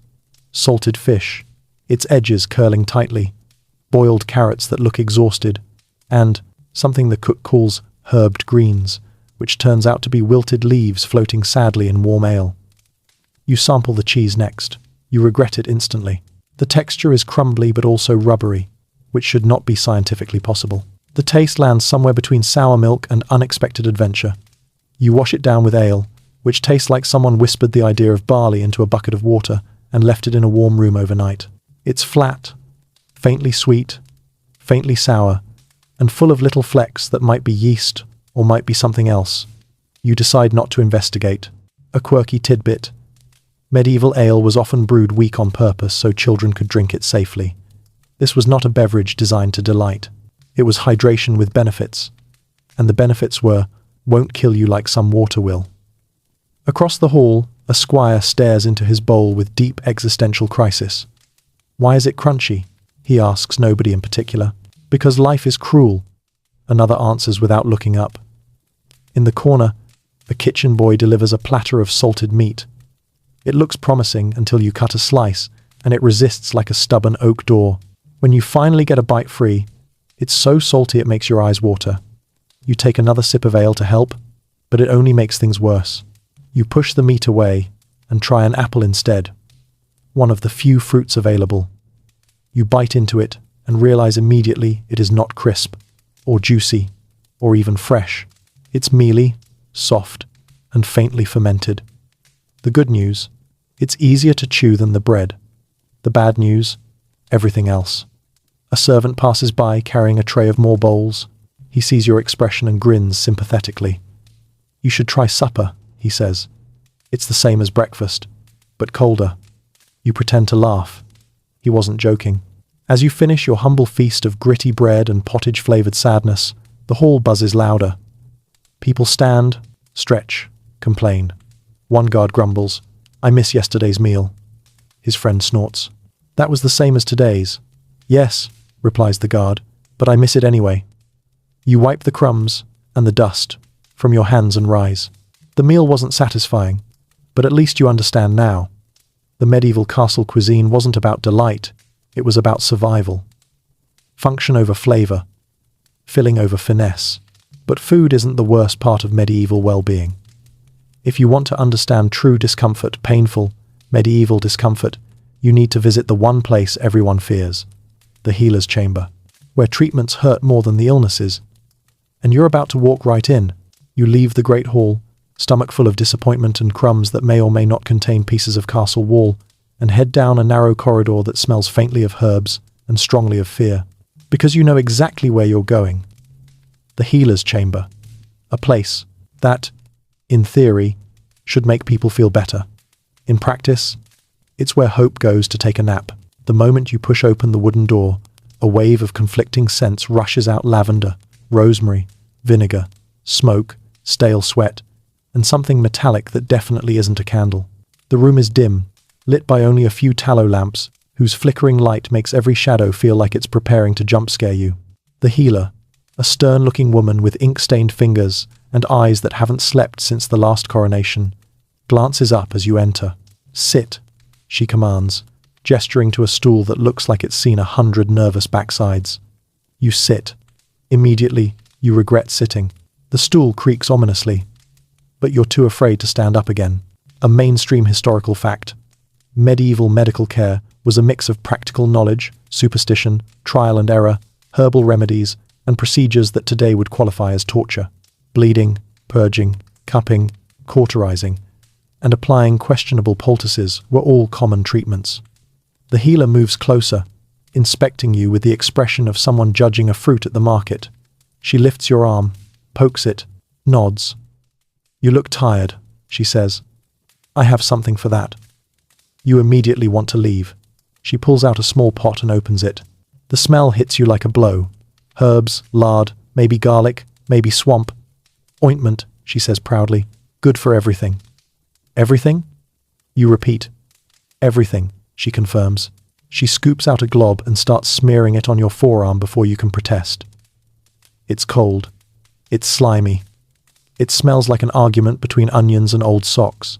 You endure it because she is armed with sharp tools and you are armed with nothing. Nearby hangs a row of metal instruments. Hooks, blades, tongs, and one thing that looks exactly like a torture device, but she will insist is a perfectly normal medical tool. She taps one of the blades with her finger. "Sharp," she says proudly. You swallow. At the far end of the room, a patient lies on a cot. He groans, loudly, sweat beads on his forehead. The healer glances at him. "He has a fever," she says. "We'll bleed him later." You blink. "Bleed him?" "Yes. Too much hot blood." You consider fainting to escape. A quirky tidbit. Medieval medicine relied heavily on humorism, the idea that the human body was governed by 4 humors: blood, phlegm, black bile, yellow bile. Illness meant imbalance. Treatment meant creative rebalancing, often through methods that made the imbalance worse. The healer grabs a bundle of leeches from a small clay bowl. They wriggle enthusiastically. You recoil. "These help remove heat," she says, lifting them toward you as if offering a snack. You nearly fall off the stool, shaking your head. She shrugs and returns them to their bowl like disappointed pets. On a nearby table sits a mortar full of crushed herbs. Beside it, dried flowers, jars of fat, bundles of roots, a bowl of honey, a pile of feathers for reasons. You point to the feathers. "What are those for?" "Diagnostic tests," she answers. You nod politely, having no idea what that means and no desire to find out. She walks to a shelf, grabs a clay cup, and fills it with a steaming brownish liquid. "Drink this," she says. "For health." The color is concerning. The smell is terrifying. But she watches you, waiting. You take a sip. It tastes like mud having a bad day. She smiles. "Good, yes?" "Helps with digestion." You pray your digestion doesn't need help. Behind you, the patient on the cot moans again. The healer grabs a heated metal rod from near the fire. You watch in horror. Cauterizing, she says. Stops infection. Does it work? You whisper. She pauses. Sometimes. Historians still argue whether medieval cauterization did more harm than good. Some say it prevented deadly infections. Others say it caused them. You're leaning toward the latter, based on the scream that follows. The healer wipes her hands on her apron, leaving streaks of herb paste and soot. You look pale, she says to you. I wonder why, you whisper. She doesn't hear you. Instead, she pulls out a long needle and a spool of thread. Sometimes we sew wounds, she explains kindly, as if explaining knitting. People faint a lot. Completely normal. You nod. You feel faint already just looking at it. She steps aside to grind another mixture in her mortar, pouring in vinegar and stirring until it bubbles. This cleans wounds, she says. Stings like fire, but fire heals. You consider challenging this logic, but decide to live instead. A boy bursts into the room holding his hand. I cut myself. The healer glances at it. It's fine. Wash it in ale. He runs off. She continues grinding. You realize something important. People in medieval castles weren't just uncomfortable, they were constantly one minor accident away from disaster. Between dull blades, hot forges, slippery stones, and questionable medical practices, surviving to adulthood was an achievement. The healer finally turns back to you, handing you a small pouch of herbs. For warding sickness, she says, wear it around your neck. You take it. It smells like wilted hope and dried oregano. Thank you, you say, standing quickly before she decides you need leeches after all. You step into the corridor, closing the door behind you, feeling both relieved and deeply unsettled. The smell of ointment clings to your skin. Your arm tingles suspiciously. You wipe it with your sleeve. It doesn't help. Now you understand. In this castle, pain is treated with more pain. And the one situation that exposes this truth most brutally? A siege. Because when enemies surround the castle and supplies run thin, every flaw in this miserable fortress becomes impossible to ignore. You step back into the corridor, clutching your little pouch of warding herbs, your arm smelling like medicinal swamp, and you tell yourself that nothing can possibly be worse than the healer's chamber. Nothing. Absolutely nothing. The castle hears you. The castle laughs. Because nothing in this fortress compares to the misery of a siege. It starts subtly. A tense shout on the battlements. A horn blown twice short, sharp, panicked. Men running past you, boots slamming the stone hard enough to shake dust from the ceiling. The atmosphere flips instantly. The castle no longer feels like a sluggish, uncomfortable home. It becomes a trapped beast, tightening in fear. A guard rushes by and yells, "Enemies in the wood." Another adds, "They've cut the road." A third mutters something about supplies. Supplies. That word hits you harder than any weapon could, because you've been here long enough to know that everything in this castle, food, water, warmth, comfort, is already on the edge of unbearable when times are normal. Now imagine what happens when nothing gets replenished. Welcome to siege life. A mainstream historical fact. Sieges were slow, suffocating, terrifying ordeals. Most didn't end in dramatic battles, they ended in starvation, disease, thirst, panic, and psychological collapse. Castle walls kept enemies out, but they also kept misery in. You follow the rush of activity into the courtyard. The sun is high, but the atmosphere has turned cold. Soldiers hurry to their stations. Servants barricade windows. Children cling to their parents. Even the animals sense something is wrong. The castle, loud, chaotic, bursting with motion mere hours ago, now trembles with fearful silence beneath the surface. A knight runs past carrying a bundle of arrows. Get inside, he tells you. Stay low, and pray. You swallow hard. In the great hall, servants dump barrels of grain onto the floor. The steward inspects the pile, frowns, then kicks one barrel in frustration. Not enough, he mutters. Not for weeks. You step closer. The grains spill like dull golden sand. You scoop a handful. It doesn't smell fresh. It doesn't feel clean. You see a few rice weevils wiggling in the pile like tiny survivors. A cook sighs. Won't matter soon. We'll be eating worse than that. Her tone is too calm, too practiced, too honest. Over in a corner, women scramble to fill every possible container with water. Jugs, buckets, bowls, even old helmets. Why? You ask. One woman answers without looking up, because they'll poison the well first. Lovely. From above, a horn sounds again. More shouts. The tension multiplies. You run toward the stairs leading to the wall walk, because of course you need to see what's happening even though you absolutely should not. You climb quickly, stumbling once, catching yourself on the cold stone. When you reach the top, your stomach drops. There, beyond the moat and across the fields, sits the enemy army. Dozens, hundreds, maybe more. Camped calmly, watching, waiting. Sieges weren't about charging. They were about patience. Slow strangulation. The captain beside you spits over the wall. They'll starve us, he growls. They always do. You step back. You've barely eaten well when food was plentiful. Now, you can't imagine what's coming. You descend back into the castle as a tremor of dread moves through the walls. People whisper. Children cry. Someone near the stables begins praying loudly.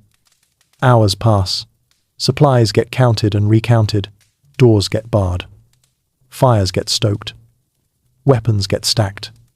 You wander through the corridors watching the castle transform into survival mode. In one chamber, women tear old linens into bandages. In another, men sharpen old blades until sparks light the gloom. In a third, a priest mutters blessings over a row of trembling servants. Historians still argue whether medieval castles were truly self-sustaining during sieges, or whether people simply suffered until negotiations or military relief arrived. Many argue the latter. Food ran low, water spoiled, and sanitation collapsed long before attackers breached the walls. You believe them, because as the first night falls under siege, the castle begins its descent into claustrophobic misery. The air grows stale, the halls feel smaller, rooms packed with people become humid and suffocating. You see a family curled together near the great hall, hearth not for warmth, but because they are afraid to sleep alone. A young boy asks, "How long will we be trapped?" His mother answers softly, "Not long." Her eyes say, "Longer than I want to imagine."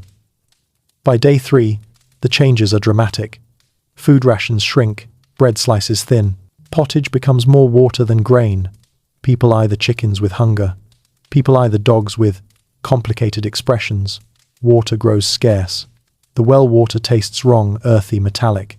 A servant whispers, "They poisoned it." Maybe they did, maybe they didn't, but fear is powerful. Waste piles up, the garderobes overflow, the smell spreads, the rats grow bolder, the fleas explode in number. You itch constantly. Everyone itches. The castle becomes a scratching chorus. At night, fear hangs over the courtyard like a low fog. Babies cry. Men argue. Women pray. Guards shout down at shadows beyond the walls, imagining movement. Sleeplessness becomes the new norm. A quirky tidbit. During long sieges, people often slept in their clothes, boots on, belts tightened, ready to run at any moment. You adopt the habit immediately. By day 6, you understand the truth. The castle isn't protecting you. It's trapping you. The stone that once felt solid now feels like a cage. Every corridor feels tighter. Every room smells worse. Every breath tastes of fear, sweat, smoke, and desperation. But the misery isn't done yet, because after enough days of filth, panic, stale air, and too many bodies crammed into tight spaces, something happens that no one can ignore. The castle smell. A smell that stains your clothes, your hair, your dreams, and you're about to meet it face to face. You wake on the stone floor of the great hall because beds have become a luxury reserved for the people least likely to panic. And you immediately know something is wrong. Not because of shouting, not because of enemy drums, not because of hunger or thirst, but because of the smell. A smell so thick, so layered, so deeply medieval, that it doesn't just enter your nose. It wraps itself around your entire existence. You sit up slowly, blinking, wondering if the world is ending. It's not. It's just that the castle has reached the inevitable stage every medieval fortress hits during a siege. The castle smell. A scent composed of damp wool, stale sweat, smoky air, unwashed bodies, animal musk, spilled ale, rotten rushes, damp stone, and the faint, unmistakable tang of desperation. It clings to you like a second skin. You breathe through your mouth. It doesn't help. A servant walks past holding a cloth to her nose. "It's starting," she whispers. "Starting? You thought it had started yesterday." She shakes her head. "No, today it settles." Great. A mainstream historical fact. The smell of medieval life was overpowering, especially in enclosed stone spaces with poor airflow. Add siege conditions, crowded rooms, spoiled food, waste buildup, and constant smoke, and the stench reached levels modern noses are simply not engineered for. You push yourself to your feet, your clothes feeling heavier, as if they've absorbed the odor like unwilling souvenirs. You walk into the corridor. The smell follows. You turn your head. The smell follows. You stand still. The smell embraces you. There is no escape. You head toward a window slit in hopes of fresh air. The outside breeze enters and instantly carries in the scents of hundreds of soldiers camped outside the walls. So, no escape there either. You turn around and bump into a guard who smells like horse, sweat, fear, and onions. "Sorry," he mutters. You wheeze in response. Your next stop is the Lord's chamber, because curiosity is a powerful force, and you want to know how the wealthy are coping. Spoiler, they are coping badly. The moment you push open the door, the air hits you like a physical blow, warm, damp, gloomy. A humid haze you could slice with a dagger. The nobleman lies on his unwashed bedding, fanning himself weakly, his shirt clinging to him like damp parchment. His chambermaid dabs his forehead with a cloth. The cloth is brown. It may not have started that way. The nobleman groans. "Open a window." The maid replies, "It is open, my lord. This can't be all the air in the world." He croaks desperately. You slip out before the smell becomes a permanent part of your personality. Further down the corridor, you find a cluster of servants scrubbing the floor with vinegar. The vinegar adds a sharp, sour tang that fights the castle smell, loses, and then joins it in an unholy alliance. A bucket tips over. The smell intensifies. You consider crying. Historians still argue whether medieval people were more tolerant of odor or simply resigned to it. Some say they didn't notice it nearly as much as we would today. Others claim chronic illness, smoke exposure, and constant proximity to animals dulled their senses. You are not dulled. You are in hell. As you wander toward the kitchen, the scent shifts. Here, it's congealed stew, rancid fat, singed fur, and boiling broth that hasn't been fresh since the last monarch. A cook lifts a ladle, tastes the stew, shrugs, and tosses more salt into it. The salt will not fix this. Nothing will fix this. Near the fireplace, a group of soldiers share a single pot of something mushy. They eat with the expression of men who gave up hope 3 days ago. One soldier sighs. "It smells like death in here." The cook hears him and snaps. "If you die, I'll use you in the soup." No one laughs, not even the cook. You flee before the soup develops a personality. You wander next to the barracks, and instantly regret it. Dozens of men, one small room, zero ventilation. The smell is indescribable, like concentrated humanity left on a shelf too long. You step back into the corridor so fast you nearly sprain your medieval ankle. But the worst is yet to come. Because eventually, inevitably, you must pass the garderobe corridor. Before you even turn the corner, the odor slams into you like a siege ram powered by fermented nightmares. Everything is damp. Everything is stained. Everything is tragic. A servant hurries out carrying a bucket, gagging loudly. "Overflowing," she gasps. Again. You consider setting the castle on fire just to escape the smell. You suspect the castle would thank you.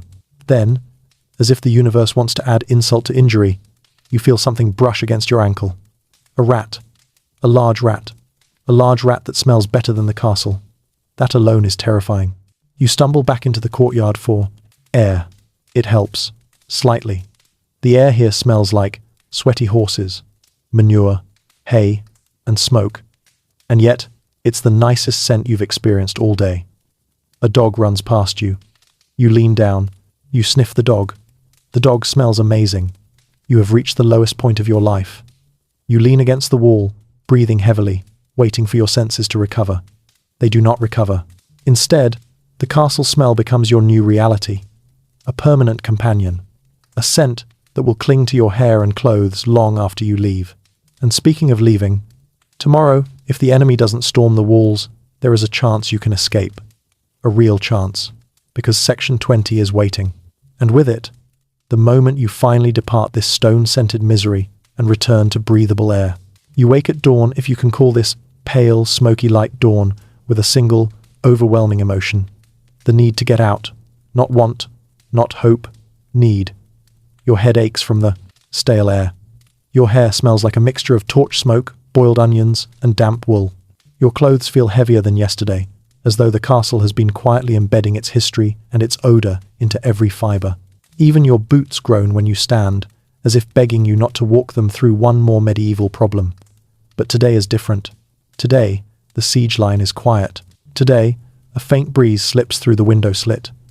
Today, you hear the distant sound of horses, not the castle's horses, but riders approaching the enemy camp. A guard bursts into the great hall. "They're leaving!" he shouts. "They've broken camp!" The room erupts. People rush toward doorways. Servants cheer. Children cry from relief. A knight drops to his knees and thanks every saint who'll listen. You feel your chest unclench for the first time in what feels like weeks. The castle is still cold, still smelly, still damp, still riddled with drafts and fleas and questionable life choices, but for the first time, you sense the possibility of air that doesn't carry the memories of 1,000 suffering residents. A servant grabs your arm. "Go," she urges. "Get outside before the Lord finds a reason to keep you here." You don't need to be told twice. You join the stream of people moving toward the courtyard. The gates, long barred and reinforced, creak open as soldiers push them outward. The sunlight slices through the crack like a sword of divine mercy. As you step through that opening, the air hits you cool, fresh, shockingly clean. You inhale so deeply your lungs feel brand new. The sky stretches above you, bright and open, not framed by murder holes or arrow slits. For a moment, you just stand there, dizzy with gratitude. Behind you, the castle looms massive, ancient, impressive, and absolutely miserable. Its walls glisten with dampness. Smoke curls from the chimneys. A faint, familiar smell wafts from the garderobe tower. You hear a rat squeak in farewell. You think back to everything you endured. The freezing corridors, the drafts that stalked you, the suffocating great hall, the overworked servants, the humid, smelly noble chambers, the toilets that were never toilets, the water that tasted like confused rocks, the roof leaks that made indoor rain a lifestyle, the rat empire, the choking kitchens, the armory noise that still echoes in your skull, the dungeon slime, the courtyard chaos, the winter nights that froze your soul, the summer heat that roasted it again, the bland meals, the painful medical care, the siege, the castle smell. Every misery piles up in your memory like a long, exhausting medieval checklist. And yet, some strange part of you glances back and thinks, people lived here. People survived this. People even defended this place with their lives. Historians still argue whether castles were symbols of power, prisons of obligation, or simply the best humanity could do with stone, fire, and stubborn determination. Looking at it now, you suspect all three are true. A passing soldier claps you on the shoulder. "Off already?" he asks. "Absolutely," you say. He smirks. Smart. You take a few more steps down the road leading away from the walls. The wind picks up, brushing the castle scent off your clothes like a blessing. Your body relaxes, cell by cell, as though shedding the weight of medieval misery. You walk farther, farther, farther, until the castle shrinks behind you, becoming a silhouette of battlements and broken comfort. You exhale one final time, long and deep, letting the castle's grip loosen completely. You survived it. You made it out. And now you can finally rest. Let your shoulders loosen as you breathe out, slowly, letting the last traces of cold stone and smoky air fade from your imagination. You've stepped far beyond the walls now, out into softer light, where the ground no longer echoes with boots and the air no longer presses against your skin. With every step you take away from that fortress, the noise settles, slipping gently behind you until it becomes nothing more than a distant hum. You can picture the landscape widening, the sky stretching softly above you, the warmth or coolness of the air settling just right now, never too harsh, never too sharp. The world becomes quieter, the kind of quiet that wraps around you like a blanket warmed by the sun, the kind of quiet that asks nothing of you. Your breath moves more smoothly now, deep and unhurried, like a slow tide rolling in at night. The tension leaves your neck, your jaw, your hands. The stone walls shrink in the distance, becoming small in your memory, their weight no longer carried on your back. You don't need to hold on to the discomfort anymore. It can dissolve, loosening its grip, drifting down and away.